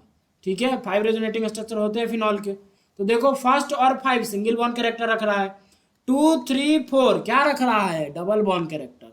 और जब तुम इसका बनाओगे, ये गामा जिसको मैंने गामा मेंशन किया है, उसका जब रेजोनेटिंग स्ट्रक्चर बनाओगे तो यहाँ पे नेगेटिव चार्ज जैसे ही आएगा रेजोनेटिंग स्ट्रक्चर में, तो आप 2 डायरेक्शन में रेजोनेंस कर सकता है, इधर भी और इस C डबल बॉन्ड O के साथ भी। तो मतलब यहाँ पे फिनॉल के केस में 1 2 3 ऐसे स्ट्रक्चर थे जो डबल बॉन्ड O रख रहे थे, C double bond O।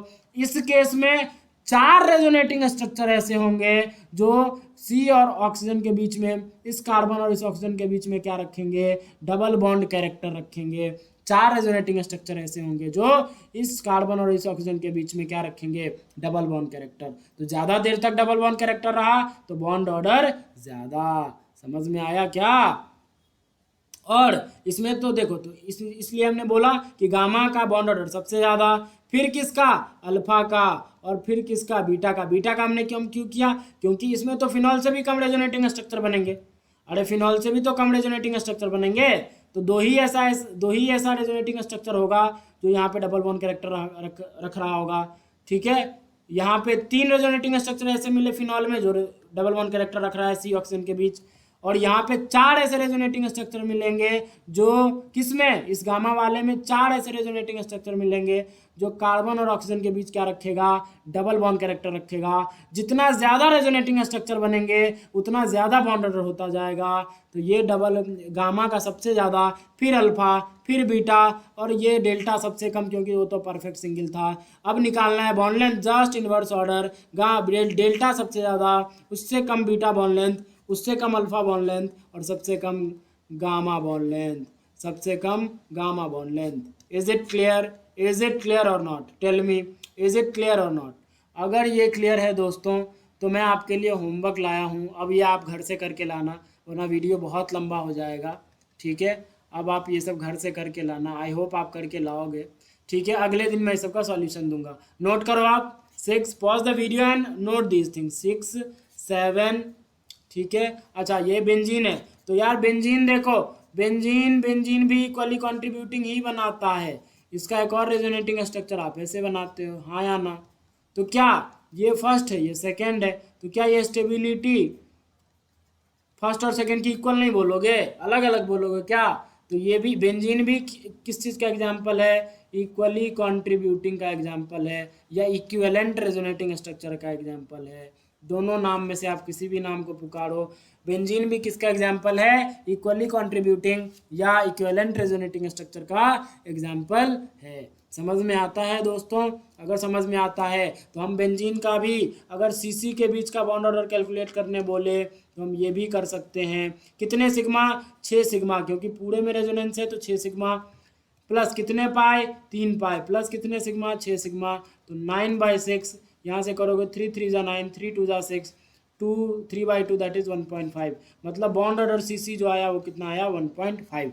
Benzene में हर कार्बन कार्बन के बीच का बॉन्ड ऑर्डर कितना होता है? 1.5। अगर 1 होता है तो सिग्मा 1.5 होता है, तो सिग्मा तो पहले से ही फिक्स था, और बचा क्या? 0.5। मतलब हर कार्बन के बीच 0.5 पाई कैरेक्टर होगा, 0.5 पाई बॉन्ड होगा।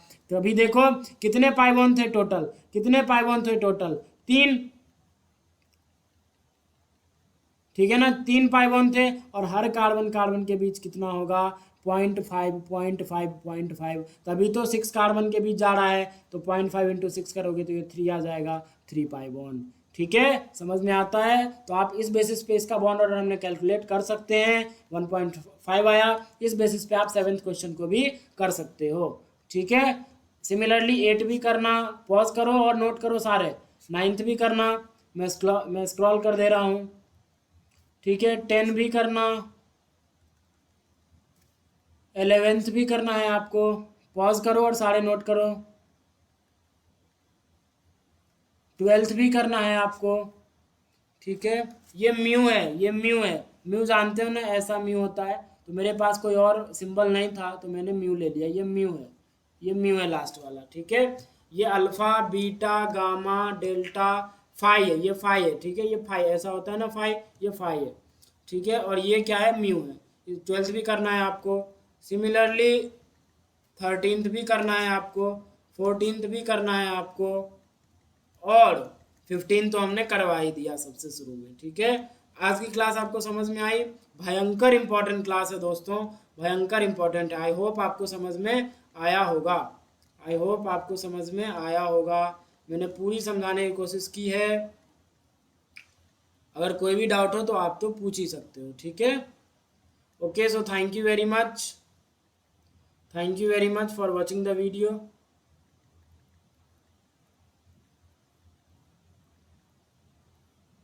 ठीक है, thank you very much for watching the video.